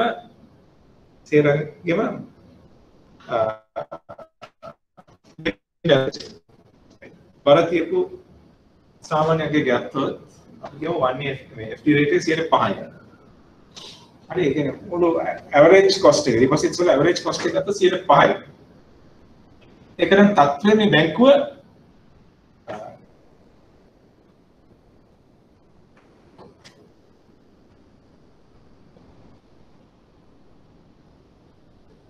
අපි කියමු 20%ක return on equity එක පස්සේ යන්නේ. හරි return on equity target එක 20%යි.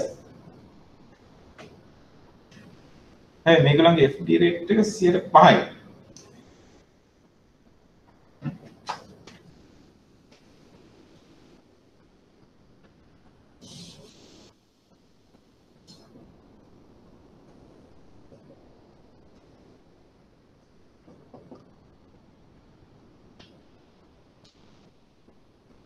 ඒ කියන්නේ මේගොල්ලෝ tempat බාර ගන්න 5% ගානේ ඒගොල්ලන්ට අවශ්‍ය වෙනවා බලාපොරොත්තු වෙනවා 20%ක ලාභාංශ. ලාභ 20%කින් ලාභය වැඩි වෙයි කියලා ඒගොල්ලෝ බලාපොරොත්තු වෙනවා. හරි මගේ ප්‍රශ්නේ මේකයි. දැන් 5% ගානේ ඔයගොල්ලෝ tempat බාර ගන්නවා නම් බාර ගන්න tempat වල පිරිවැය 5%යි මේ බැංකුව 20%ක සුද්ධ ලාභයේ දල ලාභයේ 20%ක return on equity ලබා ගන්න මේගොල්ලන්ගේ lending rate එක කීයද?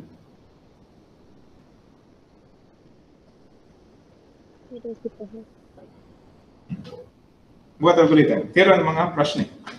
5%ක තැන්පත් මුදල් වලට පිරිවැයක් දරන බැංකුවක් 20%ක return on equity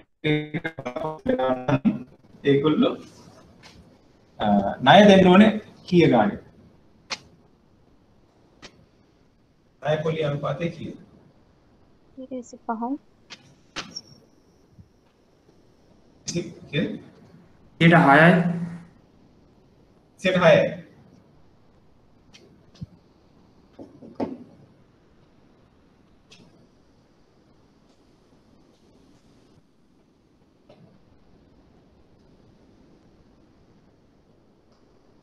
සියට 6යි. තමන.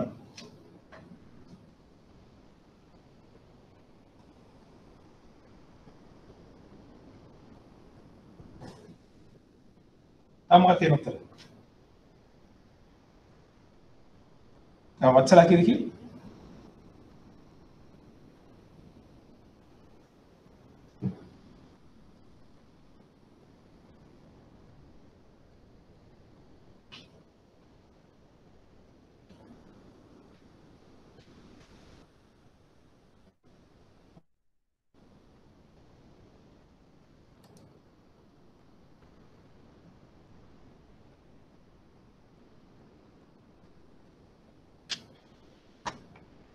ණය පොලි අනුපාතය දැන්ට 6ක් වෙනවා. තව කවුරු කිව්වා 25ක් කතාව.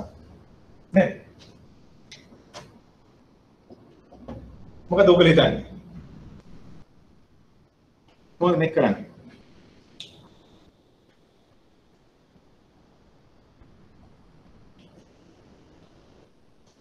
විනාඩියක් කල්පනා කරමු.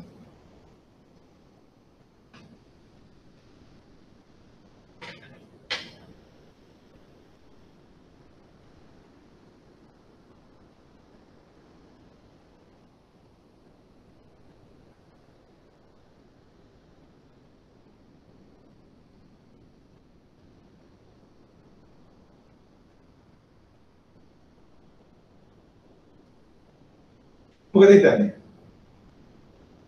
කීය ගානේද ණය පොලි අනුපාතය සකස් කරගන්නේ?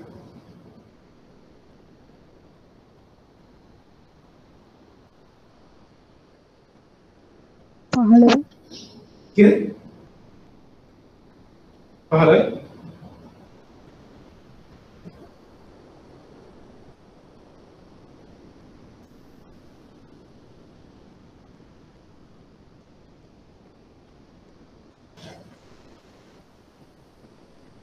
හරි අපි මේ විදිහට බලමු.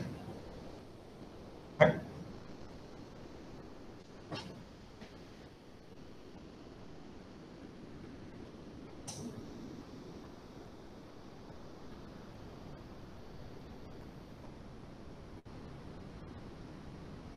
අපි කියමු බැංකුවකින් රුපියල් 100ක තැන්පතු බාර ගන්නවා. හරි. දැන් මේ බාරගත්ත තැන්පතු වලට ඒගොල්ලෝ 105ක පොලියක් ගෙවනවා. 105යි. right.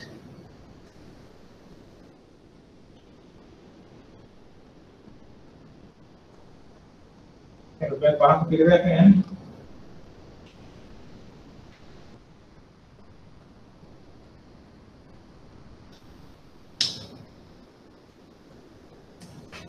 terus hati kamu naik di berapa? මේ 100න් දෙකක් දෙන්න ඕනේ සෙන්ට්‍රල් බැංකුවට නේ මොකටද?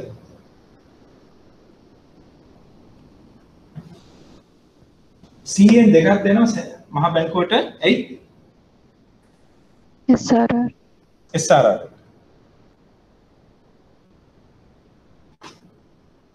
SRR සඳහා මහා බැංකුවෙන් කොච්චර පොලියක් ගෙවනවද? SRR එකට කොච්චර පොලියක් ගෙවනවද මහා බැංකුව?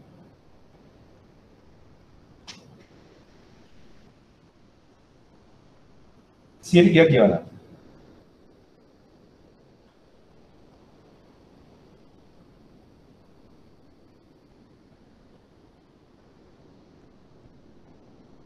SRR එකට මහා බැංකුව කොච්චර පොලියක් ගෙවනවද?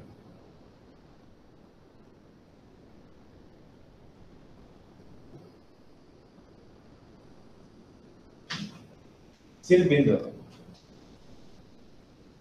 සියයට බිඳුවක පොලියක් තමයි මහා බැංකුවෙන් ගෙවන්නේ. හරි? තව 98ක් ඉතුරුනේ. මේ 98න් තව 20ක් තියන්න ඕනේ. ශීලතා අනුපාතය පවත්වාගෙන යන්න. Equity asset ratio එක.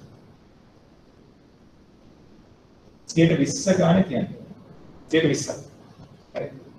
يعني සියලු තැන්පතු මුදල් වලින් 120ක් equity asset ratio එක. ජෝශීලතා අනුපාතය සඳහා වෙන් කරගන්නවා. ඉතින් ඒ 20 සඳහා මොනවද පාවිච්චි කරන්න පුළුවන්? බැංකුවට පුළුවන් තමන් ළඟ තියෙන මුදල් පාවිච්චි කරන්න. හරි? අපේ තියෙන මුදල්. දැන් මුදල් වලට 7-5කවත් ආදායමක් ලැබෙන්නේ නැහැ. හරි ඒගොල්ලන් තා පුළුවන් treasury bills treasury bonds තියාගන්න.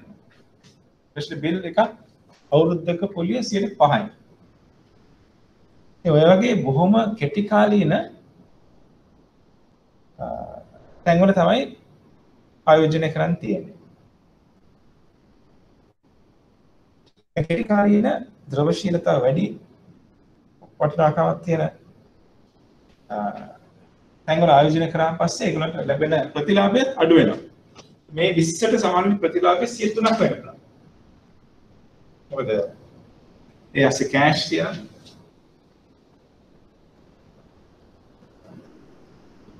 import bills ඉවත් තියෙනවා. right. එතකොට 22කින් මේකෙන් 103ක් ගත්තොත්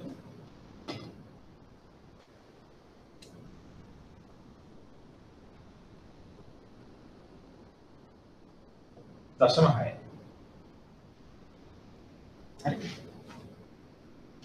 තැන්පත් පැත්තෙන් 100 කරන් තියෙන රුපියල් 5කට.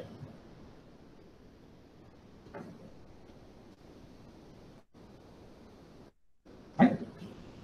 අපිට මේ 100න් රුපියල් 22කට හම්බ වෙන්නේ 0.6. හරි කියලා මම හිතනවා. 100න් 100 කරගෙන ඒකේ පිළිවෙලෙන් 5යි. හැබැයි 100න් දෙකක ප්‍රතිලාභයේ 0.20ක ප්‍රතිලාභයේ 103 ගානේ 0.6යි. අපිට තව ඉතිරෙනවා 78ක්. හරි ඒකෙන් 4 මාර්ක කොලයක් ලබා ගන්නවා.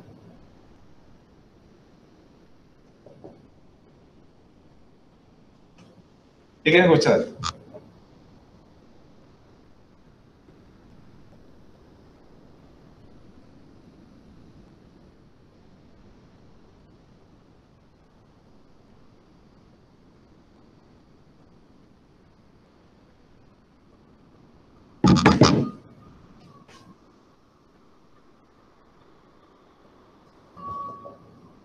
කියන්නේ අවම මිල අවමෙන් 5.64කට මේක පොලියට දීම අනිවාර්යයි. 5.6කට දුන්න බැරි වුණොත් ඒ බැංකුව පාඩු ලබනවා. හරි. හැබැයි මේ කතන්දරේ මෙතනින් ඉවර නැහැ.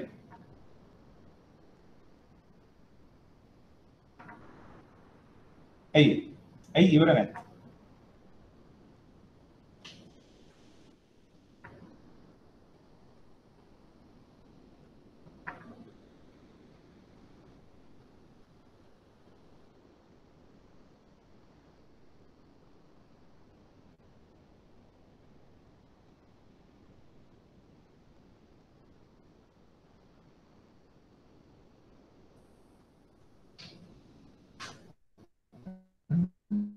දැන් මේ තර්කය අනුව ඒගොල්ලෝ 78ක මුදල 5.64 ගානේ පොලියට දුන්නොත් ණයට දුන්නොත් මේ පිළිවෙල දරන්න පුළුවන්. හැබැයි මගේ තර්කය තියෙන්නේ මෙතනින් කතාව ඉවර කරන්න බෑ. මතු සම්බන්ධ වෙන්න අවශ්‍යයි. මොකද්ද ඒක හේතුව? මොකද්ද අවශ්‍ය සම්බන්ධතාවය?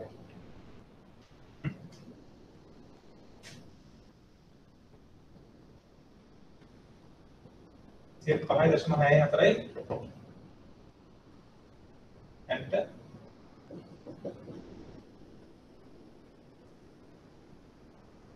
SRR එකයි liquid asset ratio එකයි net කරාට පස්සේ 5.64ක් තියෙනවා. එතකොට NPL 6යි. NPL 6යි. හරි.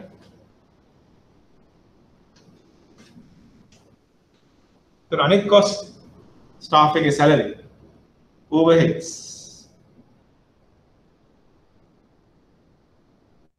रेंट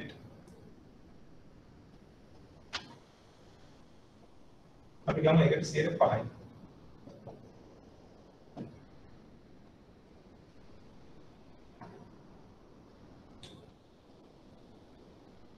තවත් අවශ්‍යයි මේ return on equity.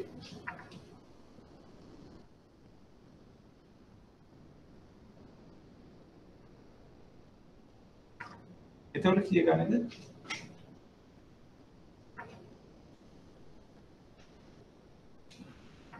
ණයට දෙන්න පුළුවන්.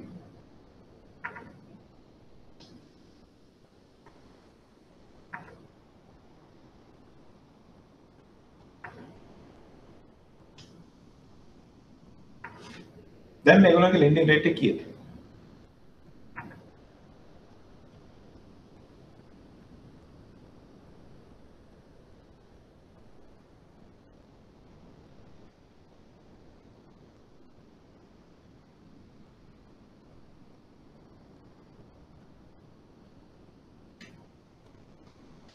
මොකද ඒක?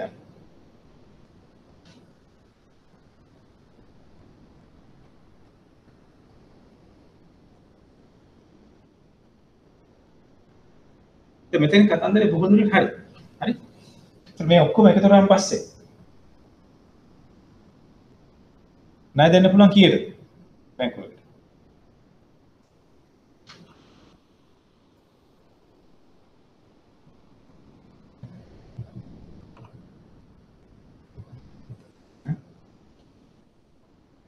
SRR සහ liquid asset ratio එකේ අඩුම ගානේ 5.64යි.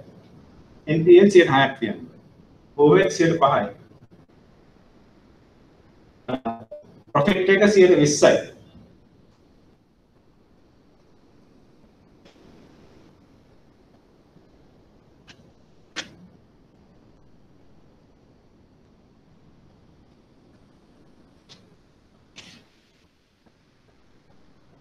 ඔක්කොම එකතු කරා සිකිය දෙන්න.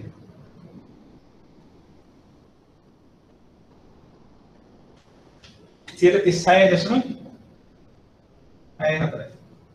හරිද? 36.64ක පොලියකට තමයි මේ බැංකුවෙන් ණය දෙන්න අවශ්‍ය වෙන්නේ. 36.64 නේද? දැන් බලන්න පටන් ගත්තා. තැන්පතු මුදල් වල වියදම් පිරිවැය 5යි.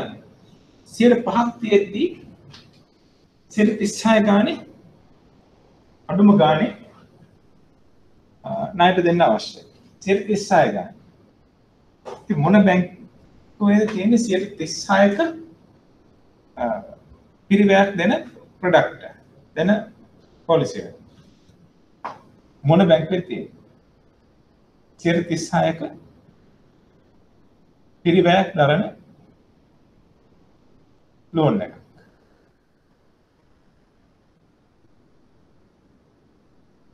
ෆෝනින් 10%යි, ලීසින් 10%යි, ක්‍රෙඩිට් කාඩ් 18%යි. එනකොට 36 කොහෙවත් නැහැ. එතන මොකද කරන්න පුළුවන්? එතකොට තමයි ඊට පස්සේ අර කමිෂන් ඉන්කම්. හරි? කමිෂන් ඉන්කම් උපයා ගන්න පුළුවන් එකේ foreign exchange income trading ඔය බොන්ඩ් එහෙම ට්‍රේඩ් කරලා බැංකුව වලින් මුදල් උපයා ගන්නවා. ඒ වගේ දේවල් වලින් තමයි මේක අඩු කරගන්නේ.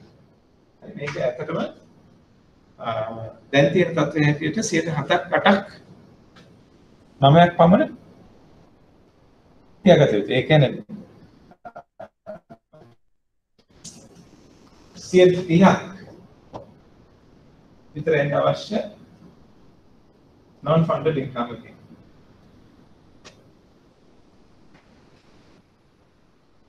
හරි? plus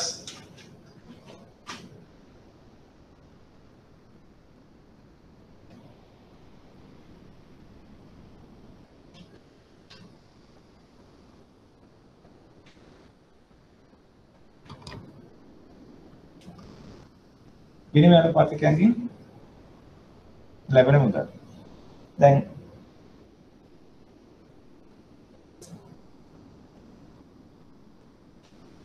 හරි මගේ ඊළඟ ප්‍රශ්නේ තියෙන්නේ දැන් මේක 36 ගානේ අපිට කීයටවත් ලෙන් කරන්න බෑනේ කාටවත් කවුරුත් ගන්න අපි නෑ 36 ගාන. ඒක මොකද කරන්න නම් අමතර දේවල්.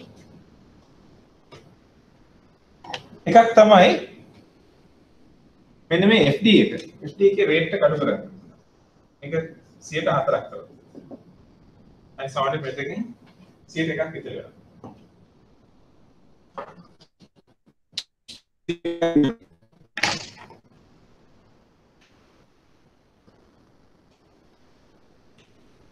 NPL 6 100ක් කරගන්න. 5ක් විතර. ඔය 5ක් තියෙන එක 3ක් කරගන්න. return on equity 20ක් කියන එක කවුන එක නැත්නම් එහෙම කියමු. එතන මේකෙන් ආසන්න වශයෙන් 10ක් විතර අඩු කරගන්න පුළුවන්. මෙන්න මේ කරුණ නිසා. මෙන්න මේ රේෂියෝ. ඉතාමත්ම වැදගත් දෙයක්.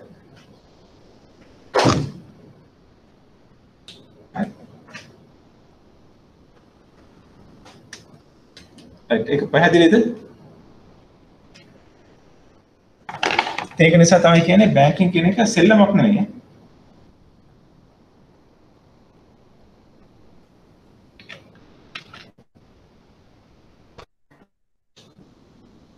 අපිට එකවර බැලුවම පේන්නේ නැති වුණාට සෑහෙන දෙයක් තියෙනවා මේක පිළිබඳ කල්පනා කර යුතුයි.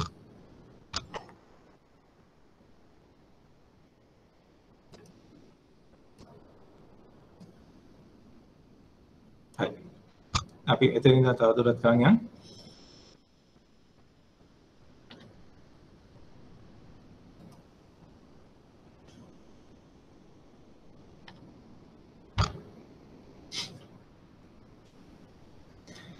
අඩු පොලි අනුපාත නිසා මුදල් ණයට ගැනීමේ වියදම අඩු වේ. හරි. සිම්බාබ්වේ වල උනේත් මේක පොලි අනුපාත අඩු නිසා ණයට ගන්න අවශ්‍ය වියදම අඩු වෙනවා. මේට හේතුව අඩු පොලියක් ගෙවන නිසා. මෙම තත්ත්වයේ වියදම් කිරීම සහ ආයෝජන කිරීමට දීමත් කරයි. හරි. එතකොට පොලි අනුපාත අඩු වෙලාවට වියදම් කරන්නයි ආයෝජනය කරන්නයි දිරිමත් කරනවා. දැන් සිම්බාබ්වේ වල ප්‍රශ්න තිබුණේ වියදම් කිරීම තිබුණට ආයෝජන කිරීම තිබුණේ නැහැ. මෙම තත්ත්වයේ සමස්ත ඉල්ලුම ඉහළ යාමට බලපායි.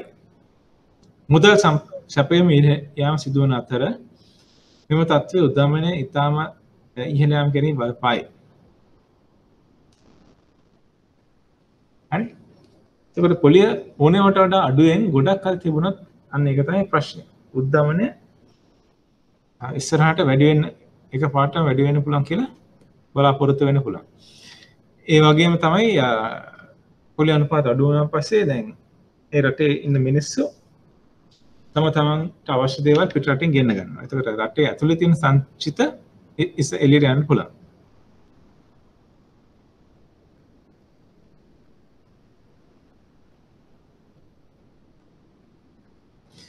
පොලිය අනුපාත පහළ යාම නිවාස ණය ණයපත් ආයෝජන යන ආදී ණය මුදල් ඉතුරුම් ගිණුම් වල වැනි බැංකු තැන්පතු සඳහා ඇති ඉල්ලුම අඩු කරයි. හරි. ඒකට පොලිය අනුපාත අඩු වුණාන් පස්සේ ඒකේ වාසිය ඇත්තටම ලැබෙන්නේ ණය ගන්න කට්ටියට. ණය ගන්නන්ට. ණය දෙන්නන්ට ඒක අවාසි. අඩු පොලිය අනුපාත තුලින් වෙනත් ක්‍රියාවත්කම් නිවාස වැනි වත්කම් වල මිල ඉහළ යාම සිදු වනු ඇත. දැන් මේක තමයි වුණේ 2008 සබ්ප්‍රයිම් මෝර්ගේජ් ප්‍රශ්නය වෙලාවේදී. හරි. පොලිය අනුපාත අඩු වුණා. ඒක පියව ගත්තේ මොකක් හරි ඉදමක් වගේ හොගයක් මිලදී ගැනීම. පොලිය අනුපාත අඩු වීම නිසා වෙනත් වත්කම් වල මිල ඉහළ යාම සිදු විය හැකියි. මේට හේතුව ඉතුරුම් වලට වඩා වත්කම් කෙරෙහි ආයෝජකයන් ඇදී යාමයි.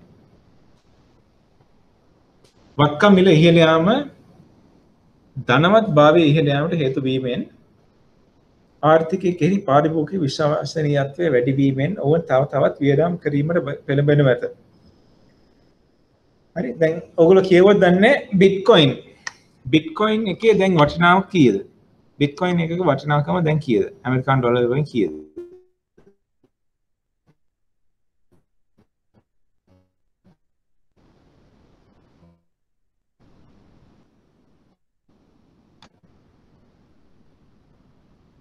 බිට්කොයින් එකේ වටිනාකම කීයද?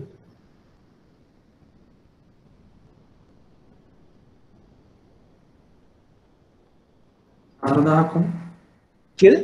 24,000ක් වගේ. ඩොලර් 4,000 නේ. දැන් අවුරුදු 8කට විතර කලින් ඒ ගානට තිබ්බා. දැන් ඩොලර් 30,000යි. හරි. ඩොලර් 30,000යි එක බිට්කොයින් එකක්. මේ බිට්කොයින් එක දැන් මේ අවුරුද්ද මුල හරියේ 2020 මුල හරියේ තිබ්බා ඩොලර් 10,000කට වඩා අඩුයි. 7-8,000ක වගේ ප්‍රයිස් එක. දැන් තියෙන්නේ ඩොලර් 30,000ක. එක බිට්කොයින් එක ඩොලර් 30,000යි. ඊටමත්ම මිල උච්චාවචනය වෙන්න පුළුවන්.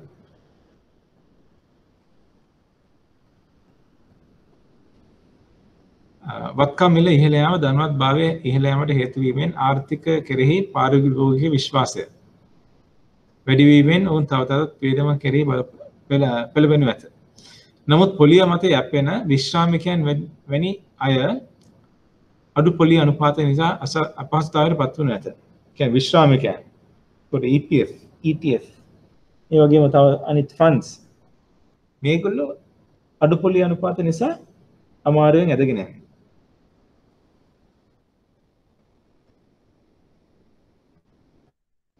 යම් අනුපාත අඩු වෙන විට ඉතුරු අඩු වෙන නිසා එහි මුදල් වර්ගයට ඇති ඉල්ලුම අඩු වෙනවා ඇත. හරි. දැන් සාමාන්‍ය ලංකාවේ මේක දකින්න ලැබුණා. අපි මුලින්ම මේ විදේශ ආයෝජකයන් ගෙන්වා ගත්තේ ලංකාව ඇතුළේ තිබිච්ච රිටර්න් එක හොඳ හින්දා. ඒගොල්ලන්ට ලැබෙන ප්‍රතිලාභ හොඳ හින්දා තමයි විදේශ ආයෝජකයන් ඉන්ට්‍රස්ට් වෙන්නේ.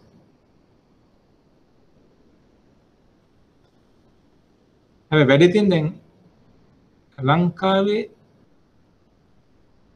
පොලිය අනුපාතය දැන් සමහර දියුණු රටවලටත් වඩා අඩුයි. right? ඒ කියන්නේ ඇමරිකාව සහ ලංකාව almost එකම පොලිය අනුපාත ක්‍රියාත්මක වන රටවල්.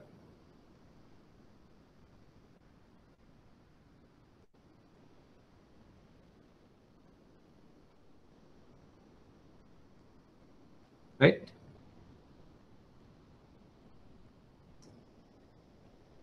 ඒ කියන්නේ අපේ පොලිය අනුපාත අඩු කරන්න ගත්තාන් පස්සේ තමයි මේ ලංකාවේ අර විදේශ ආයෝජකයන් එළියට යන්න ගත්තේ. ඒකත් එක හේතුවක්. ඒක එකම හේතුව නෙවෙයි නමුත් එක හේතුවක්. හේතු ගොඩක් අතරින් එක හේතුවක් තමයි ඒක. ලංකාවේ මුදල් ආයෝජනය කරන් තියෙන අවස්ථාව අඩුයි. හේතුව ආයෝජනය කරලා පස්සේ ලැබෙන ප්‍රතිලාභ අඩුයි. නමුත් මෙහි ආයෝජනය වැඩි කරොත්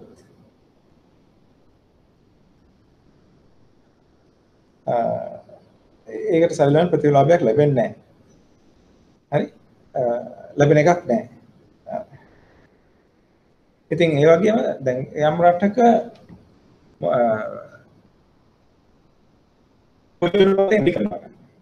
ඒ රටේ වගා කරොත් ලැබෙන ආදායම වැඩි.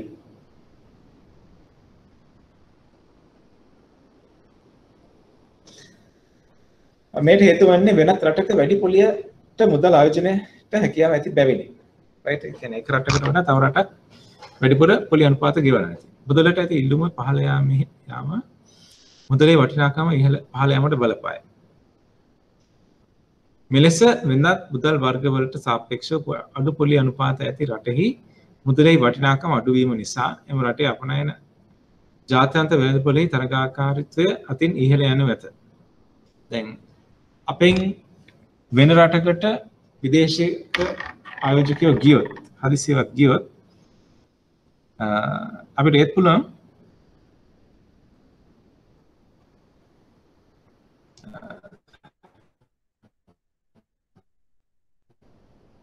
නගන්න පුළුවන්. ඒ කියන්නේ ආයෝජකයෝ බලන්න අවශ්‍ය පොලි අනුපාතයේ පමණක් නෙවෙයි. තව ගොඩක් දේවල් තියෙනවා.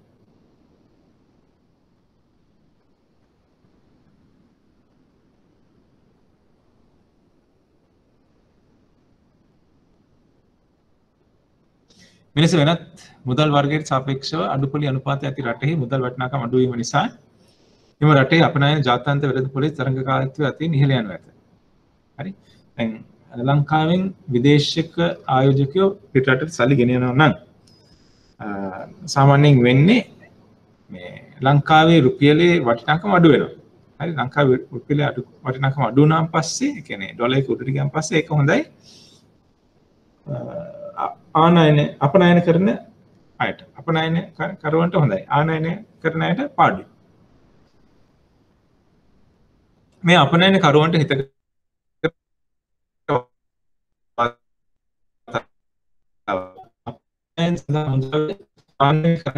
අපනයන අන්ට වැඩිව ඇත. මේ අපනයට බාන් ලෙදපේ තරකාරය තියෙනවා.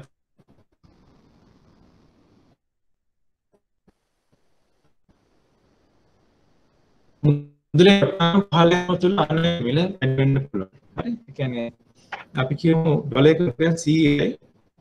එතකොට තෙල් බැරල් එක ඩොලර්ස් 5යි නම් තෙල් බැරල් 5ක් වෙනවා 100 වැඩි කිරීම 5. ඩොලර් 500යි.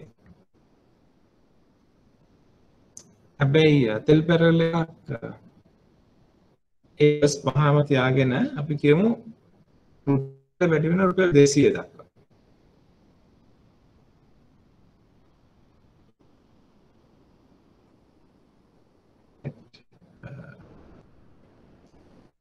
තෙල් බැරල් එක රුපියල් 5යි ඩොලර් එක වැඩි වෙන රුපියල් 200 දක්වා.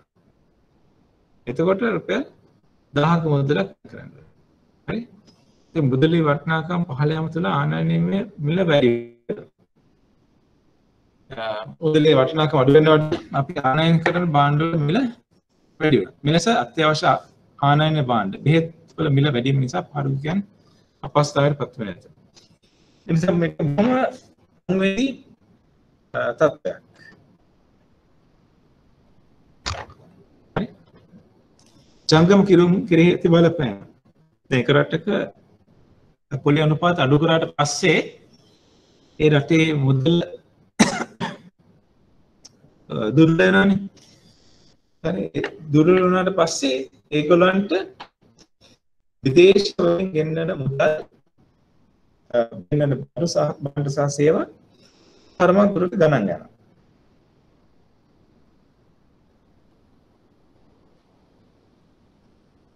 හරි එහෙම වුණොත් අර කරන්ට් එක වුණ නැත්නම් ජංගම ගිණුමේ තියෙන ශේෂය ඉහළ යන්න පුළුවන්. නමුත් අඩුපුලි අනුපාතයේ සිදුවිය මුදලෙහි වටිනාකම අඩුවීම ආනයනික භාණ්ඩ මිල ඉහළ යාම කෙරෙහි බලපායි. එසේ ඉහළ යන භාණ්ඩ සඳහා ඇති ඉල්ලුම් පහළ යාම නිසා ජංගම ගිණුම ශේෂය ඉහළ යාම බලපාන්න පුළුවන්. හරි ඒ කියන්නේ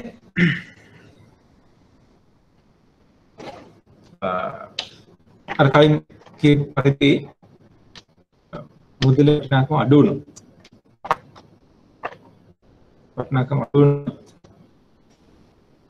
ආනයනය කරන භාණ්ඩවල මිල ඉහළ යන්න පුළුවන්. ඒකේ ජංගම ගිණුම අඩු වෙන්න පුළුවන්. වර්තමාන ආර්ථික තාර්ශික ප්‍රතිපත්ති පොලි අනුපාතය නැත්නම් පවත්න ප්‍රතිපත්ති පොලි අනුපාතය.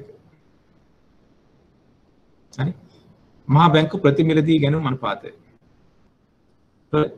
ප්‍රතිමිලදී ගැනීම කියන්නේ SDF නැත්නම් රීපෝ එක. ප්‍රති විකුණුම අනුපාතය 6.6 බැංකු පොලි අනුපාතය. මේ බැංක් රේට් කියන එක නැත්නම් බැංකු පොලි අනුපාතය කියන්නේ යම් බැංකුවකට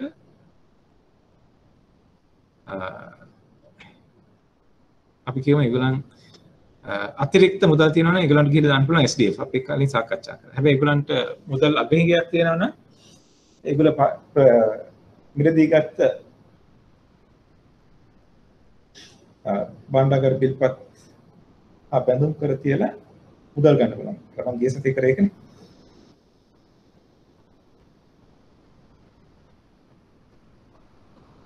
මතකද? අපි අර රීපෝ රිවර්ස් රීපෝ කරද්දී හරි හැබැයි ඒගොල්ලන්ට කිසිම සුරකුම් පදක් නැත්තම් ගන්න වෙන්නේ බැංකු පොලි අනුපාතය. ඒ කියන්නේ කිසිම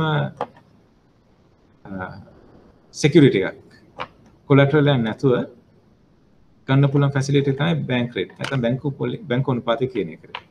ඒ වගේම තමයි ව්‍යවස්ථාපිත සංචිතය. Statutory reserve requirement එක 2%.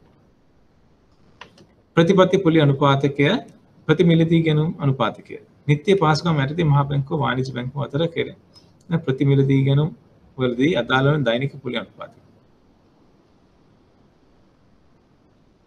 හරි.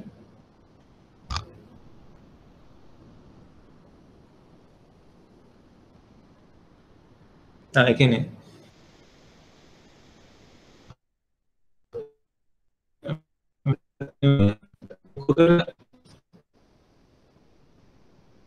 අතිරික්ත මුදල් තියන් ඒක පුළුවන් සෙන්ට්‍රල් බැංකුවේ සල්ලි දාලා ඒ සඳහා පොලිය ඒ ප්‍රතිමිලදී අනුපාතය.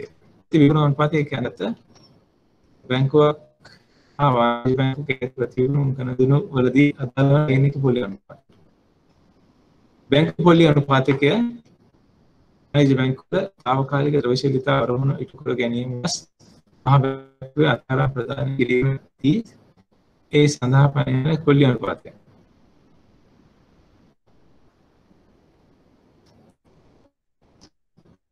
ව්‍යවස්ථාපිත සංචිත පාත වාණිජ්‍ය බැංකුවලින් තම රුපියල් තැන්පත් වගකීම් මහා බැංකුවේ තැන්පත් ලෙස පවත්වාගෙන යා යුතු ප්‍රමාණය.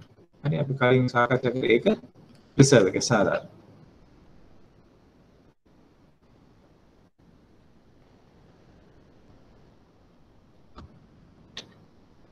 මුදල් ප්‍රතිපත්තිය ක්‍රියාත්මක කිරීමේ වගකීම ගරන්නේ මහා බැංකුව. හරි ඒකේ බලාපොරොත්තු වෙන්නේ දේශීය ආර්ථික මිල ස්ථාවරව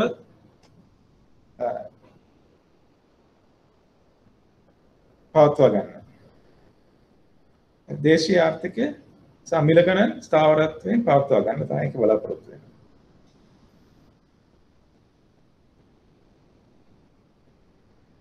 ශ්‍රී ලංකාවේ මුදල් ප්‍රතිපත්තිය සකස් කිරීම සඳහා ක්‍රියාත්මක කිරීමේ වගකීම් සහිත අධිකාරිය ශ්‍රී ලංකා මහා බැංකුව. මහා බැංකුවේ ප්‍රතිපත්ති ක්‍රියාත්මක කිරීම සඳහා යොදා ගන්නා උපකරණ. දැන් අපි මේක ගැන සාකච්ඡා කරා ප්‍රතිපත්ති ක්‍රියාත්මක කරන්න මුළු පරාසයක විහිදුණු උපකරණ රැසක් ශ්‍රී ලංකා මහා බැංකුව සතු පවතින ප්‍රධාන උපකරණයක් වන්නේ වාණිජ්‍ය බැංකුවල තැන්පත් වගකීම් සඳහා වන ව්‍යවස්ථාපිත සංචිත අනුපාතය. එමෙන්ම බැංකු පොලි අනුපාතය.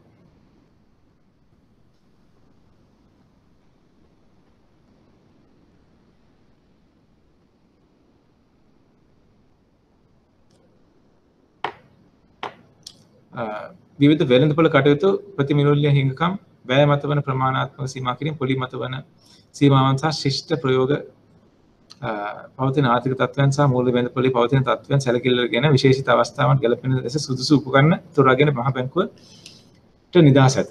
හරි මේ අවස්ථාවට ගැලපෙන ඕනෑම ටූල් එකක් පාවිච්චි කරන් සෙන්ට්‍රල් බැංකුවට මහ බැංකුවට අවස්ථාව තියෙනවා. මූල්‍ය ප්‍රතිපත්ති උපකරණ ප්‍රයෝජන ගනිමින් ශ්‍රී ලංකා මහ බැංකුවට මූල්‍ය ප්‍රසාරණ වේගයට බලපෑම් කිරීමට කියන්නේ ආර්ථික සංවර්ධනයේ බලපෑමත් එමගින් ආර්ථික මූල්‍ය ස්ථායීතාවය වර්ධනය කර ගැනීමට හැකියාව ඇත. මේ ප්‍රතිපත්තිමය උපකරණ මගින් වියදමට හා මුදල සැපයුම් බලපෑම් ඇති කිරීම මගින් අපේක්ෂිත ප්‍රතිඵල ලබා ගැනීමට ක්‍රියා කරේ.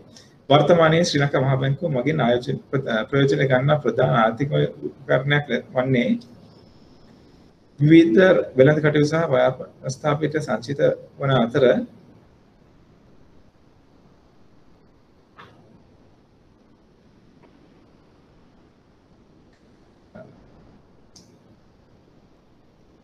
පසුගිය දශකයේ හෝ දෙකේදී මෙන්න ප්‍රමාණාත්මක සීමා කිරීම සහ ප්‍රතිමූල්‍ය පාසුකම්මය ප්‍රතිපත්තිව උපකරණ යොදාගෙන ප්‍රතිපත්ති තෝරාගෙන ඇත.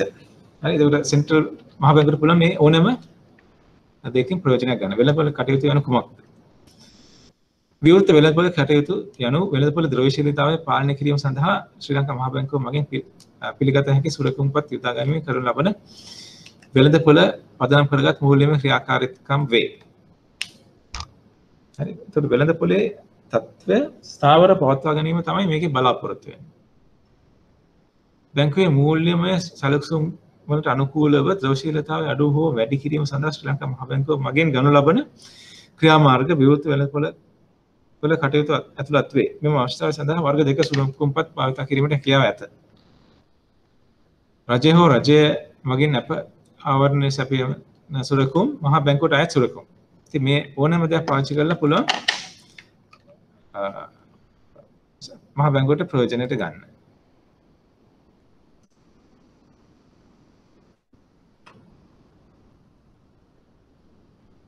හරි.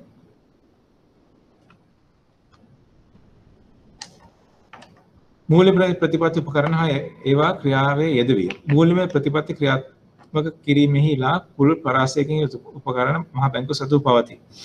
වර්තමානයේ ප්‍රධාන වශයෙන් භාවිතයට ගනු ලබන උපකරණ වන්නේ ප්‍රතිපත්ති පොලි අනුපාතය සහ විවෘත වෙළඳපොළ කටයුතු සහ වාණිජ්‍ය බැංකුව තැන්පත් වගකීම් මත වන ව්‍යවස්ථාපිත සංචිත අනුපාතය. අපි කලින් සාකච්ඡා කරත් මේවා ගැනම තමයි. මේක නිදහසේ කියව ගන්න. විවෘත වෙළඳපොළ කටයුතු බැංකුවේ ප්‍රධාන ප්‍රතිපත්ති පොලි අනුපාතකයේ එනම් ප්‍රතිමිලදී ගැනීම අනුපාතකය සහ ප්‍රතිවිකුණුම් අනුපාතකය මගින් සැකසුණු පොලි අනුපාතක කොරිඩෝර්. හරි SDF SLF වින්ඩෝ එක ගැන කියන්නේ. ද්‍රව්‍යශීලතාව අවශ්‍ය කර ගැනීම සඳහා වැඩි කිරීම සඳහා දෛනික වෙන්දේසි. කොරිඩෝරේදී ඉහළ පහළ යන පොලි අනුපාතකවලදී නිත්‍ය පහසුකම් සිය පදනමක් මත වූ ගනුදෙනු. හරි. ඒකෙන් පැවසෙන්නේ මේ ඔක්කොම අපි දැන් කලින් සාකච්ඡා කරපු දේවල් වලින් තමයි අතරමතත් කරගන්නේ. මේ හදිස්සිය යම් කිසි ආර්ථිකයක ද්‍රවශීලතාව ඕනෑමට වඩා වැඩි වුණා. හරි ද්‍රවශීලතාව අවශ්‍යයි. නමුත් ඒක ඕනෑමට වඩා වැඩි වුණා. මොකද වෙන්නේ? මොකද ඔයගොල්ලෝ හිතන්නේ? ද්‍රවශීලතාව ඕනෑමට වඩා වැඩි වුණොත් මොකද වෙන්නේ?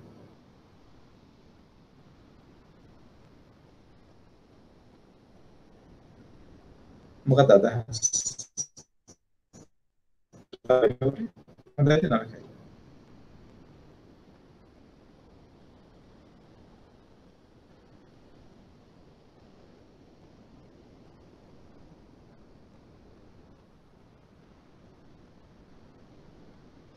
ඕනේ තරම් ද්‍රවශීලතාව තියෙනවා.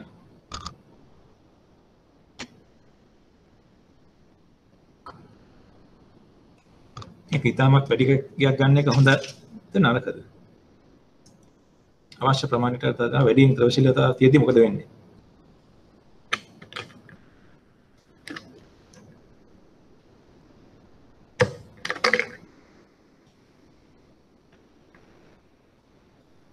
දැන් අපි කියමු යම් ආර්ථිකයක රුපියල් 100ක ද්‍රවශීලතාවයක් තියෙනවා. රුපියල් 100ක ද්‍රවශීලතාවයක් තියෙනවා. ඒ වගේම මේ ආර්ථිකය ඇතුළත තියෙන භාණ්ඩ සහ සේවාවල මිල රුපියල් 100යි කියලා කියනවා. හරි. ඒක රුපියල් 100යි මුදලුත් තියෙනවා රුපියල් 100ක්. හැබැයි හදිස්සියේවත් රටක තියෙන භාණ්ඩ සහ සේවාවන් රුපියල්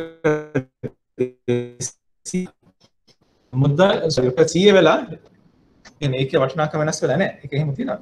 හදිස්සියවත් සෙන්ට්‍රල් බැංකුවෙන් මහා බැංකුවකින් තව රුපියල් 100ක් අච්චු ගැහුවොත් මොකද වෙන්නේ?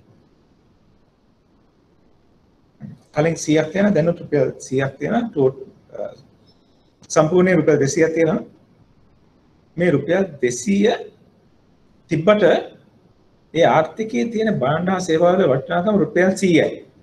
රුපියල් 200ක් සංසරණය වෙනවා ආර්ථිකය ඇතුළත. රයිට්. ඒතකොට අපි ඒ රුපියල් 200 තියෙන එක්කෙනා තියෙන 4 5 දෙනා ඒගොල්ලන්ට ගන්න වෙන්නේ අර රුපියල් 100ට තිබිච්ච භාණ්ඩ සහ සේවාවන් පමණයි. ඒකට වෙන්නේ මේ ද්‍රවශීලතාව එකපාරටම වැඩි වුණොත් ඒක ඔරොත්තු දෙන්නේ නැති තරමටපත් වුණොත් උද්දමනය වැඩි වෙනවා. මොකද අපි කලින් රුපියල් 100ක වටිනාකම තියෙන උපකරණ දැන් ගන්නේ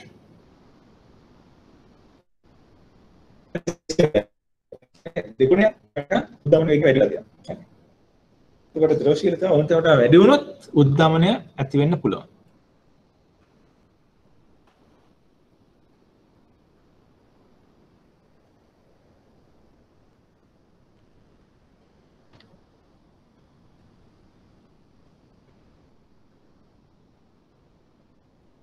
විවෘත වෙළඳපොළ කටයුතු.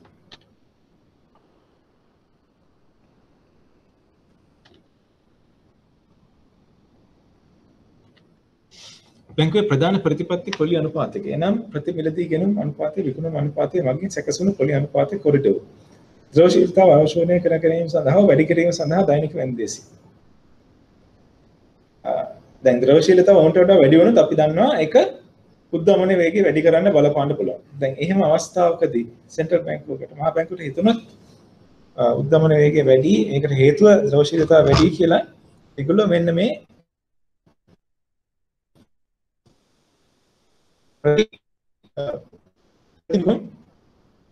වෙන්දේසි. right. ඒකට වෙන්නේ මුලින්ම මහා බැංකුවේ බැංකුවල තියෙන භාණ්ඩාගාර බිල්පත් බැඳුම් කර මිලදී ගන්නවා. හරි. sorry මේ සෙන්ට්‍රල් බැංකුවේ තියෙන භාණ්ඩාගාර බිල්පත් සහ බැඳුම් කර අනිත් බැංකු වලට විකුණනවා. මේගොල්ලන්ගේ සල්ලි වැඩි නේ. ඒගොල්ලෝ බලනවා මේ අවස්ථාවේ විදිහට මේ වගේ උපකරණයක ආයෝජනය කරන එක ලාභයි කියලා. ඒගොල්ලෝ ගිහිල්ලා සල්ලි දෙනවා සෙන්ට්‍රල් බැංකුවට. සෙන්ට්‍රල් බැංකුවට සල්ලි දීලා ඒවා මිලදී ගන්නවා. ඒ වුණාන් පස්සේ ඒගොල්ලන් ගාව තියෙන ද්‍රවශීලතාව අඩු වෙනවා. ඉතින් ද්‍රවශීලතාවය පුරා ගන්න අවශ්‍ය නම්, ඇබ්සෝබ් කර ගන්න අවශ්‍ය නම් මෙන්න මේ වගේ ප්‍රතිවිකුණුම් උපකරණ පාවිච්චි කරන්න පුළුවන්. ද්‍රවශීලතාව අවශෝෂණය ගැනීම සඳහා හෝ වැඩි කිරීම සඳහා දෛනික වෙන්දේසි. කොරිඩෝරේදී ඉහළ පහළ යන පොලි අනුපාතික වල නිත්‍ය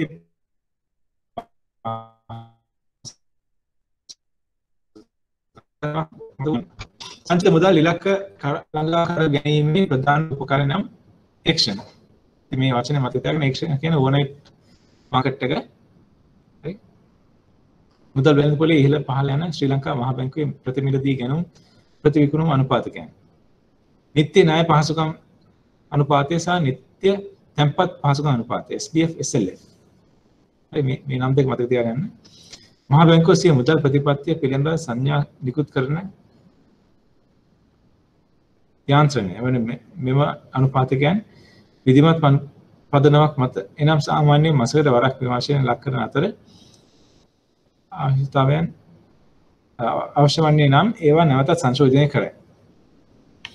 හරි ඉතින් SDF/SLF පාවිච්චි කරලා රටේ තියෙන පොලි අනුපාතය වෙනස් කිරීම සහ ඒවා සංශෝධනය කිරීමේ හැකියාව මහා බැංකුව සතුයි. වෙළඳ පොලේ අතිරික්ත ද්‍රව්‍යශීලතාවයක් ඇතනම් මෙම අතිරික්ත මුදල් අවශෝෂණය කර ගැනීම සඳහා මහා බැංකුව විසින් ප්‍රති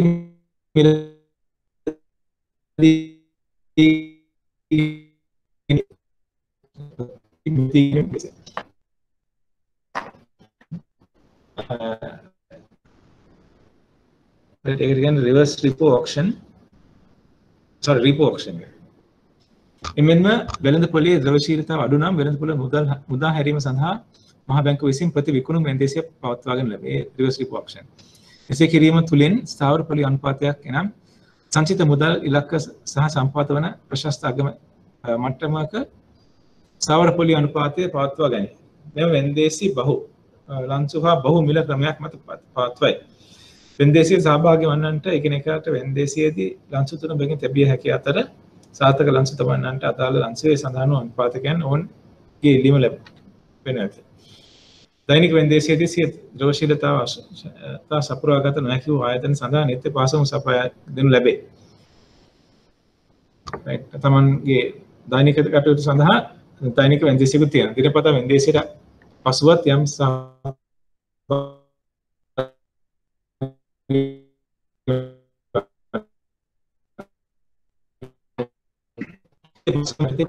එමෙන්ම සහභාගී වන්නකොට ඉගයක් ඒවා ගැන දෙවලා අවශ්‍ය නම් නිත්‍ය පාසුකම් ඇති විකුණුම් තුලින් ණයට ලබා හැකියි. යන්න මෙම පාසුකම් පොලි අනුපාත වලට පුළුල් උත්සාහවලට වැඩිම උපකාරී වේ. දෛනික වෙන්දේසියේදී ද්‍රවශීලතා අවශ්‍යතා සපයාගත නොහැකි වූ ආයතන සඳහා නිත්‍ය පාසුකම් සපයා දෙනු ලැබේ. දිනපතා වෙන්දේසියට පුවත් යම් සහභාගී වන්නකොට අතිරික්ත මුදල් නැත්නම් මේ පාසුකම් නැවතත් ඔහුට ප්‍රතිලදී ගැනීමේ කන්දේවක් ඇතුළත් විය හැකිය. එමෙන්ම සහභාගී වන්නෙකුට හිඟයක් පියවා ගැනීමට ද්‍රවශීලතා අවශ්‍ය නම් ඔහුට නිත්‍ය පාසුකම් මැදදී ප්‍රතිවිකුණුම් තුළ මුදල් ලබා ගැනීම හැකිය. යනු මෙම පාසුකම් පොලි අනුපාත වලට පුළුල් උත්සාහ වචන වැළැක්වීම උපකාරී වේ. හරි මේ අපි කලින් සාකච්ඡා කරපු දේවල් තමයි දිගු කාලීන ද්‍රවශීලතා ගැටලු නිරාකරණය සඳහා මහා බැංකුවේ අභිමතය පරිදි ස්ථිර සැලැස්මක් මත වූ ගනුදෙනු මෙහෙයවයි. සාපේක්ෂ වශයෙන් විශාල ද්‍රවශීලතා අතිරික්තයක් ඇතනම් ඒ දිගු කාලීනව පවතින ස්වභාවයක් වෙනු කරන්නේ නම් මොන්තන බිල්පත්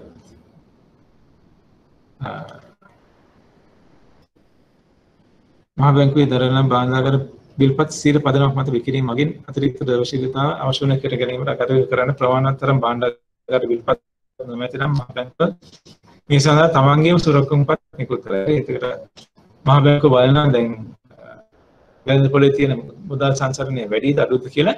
ඒ අනුව ඒගොල්ලෝ එක්ක බිල්පත් නිකුත් කරනවා නැත්නම් බිල්පත් මිනුම් දී ගන්නවා. ද්‍රවශීලතාව පාලනය කරගන්න.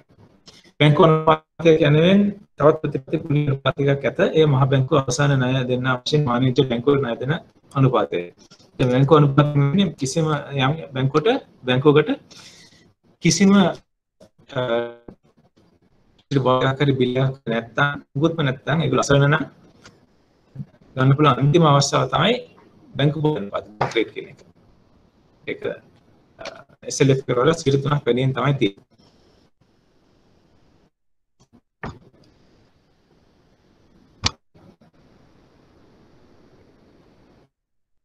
ව්‍යවස්ථාවේ සංචිත අනුපාතය. ඒක ඉතාමත් වැදගත් සංකල්පයක්. ව්‍යවස්ථාවේ සංචිත අනුපාතය වෙනස් කිරීම තුලින් රටේ සැරිසරන මුදල් ප්‍රමාණය මහා බැංකුවකට වෙනස් කරන්න පුළුවන්. ඒ කියන්නේ සංචිත අනුපාතයේ 2%නේ දැන් තියෙන්නේ. ඒක හදිසියේ 5% කරොත් වෙළඳ පොලේ තියෙන අර මුදල් සැරිසරන ප්‍රමාණය අඩු කරගන්න පුළුවන්. මොකද 5% කියන්නේ හැම බැංකුවෙන් කටම තියෙන ඩිපොසිට්ස් වලින් 5% යනුනේ සෙන්ට්‍රල් බැංකුවේ. නමුත් 2% කරොත් අර වැඩිපුර තියෙන 3% නිදහස් වෙනවා.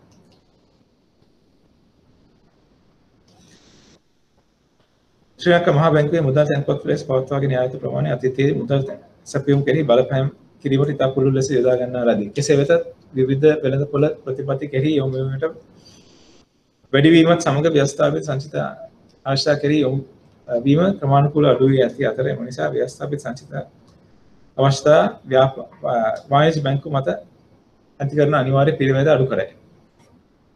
SRR අපි කලින් සාකච්ඡා කළා මේකත් මුදල් නීති පන්සල් අන්තිම වාණිජ්‍ය බැංකුවක් විසින් ශ්‍රී ලංකා බැංකුව විසින් නිශ්චය කරනු ලබන ප්‍රමාණයක සංචිත මහා බැංකුවේ පවත්වාගෙන යා යුතුයි. වර්තමානයේ වාණිජ්‍ය බැංකුවල ශ්‍රී ලංකා රුපියල් වලින් වන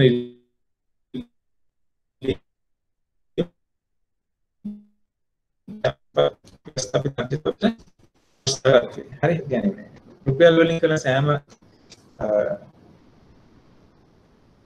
තැන්පතුවක් සඳහාම ව්‍යවස්ථාපිත සංචිත අනුපාතය පවත්වා ගත යුතුයි. සියලු දෙක. විදේශ මුදල් වලට ඒක අවශ්‍ය වෙන්නේ නැහැ. රයිට්? ඒක මේ පාඩම පොඩ්ඩක් කියවන්න වෙන ඕගලන්ට. හරි සරලයි තියෙන දේවල්.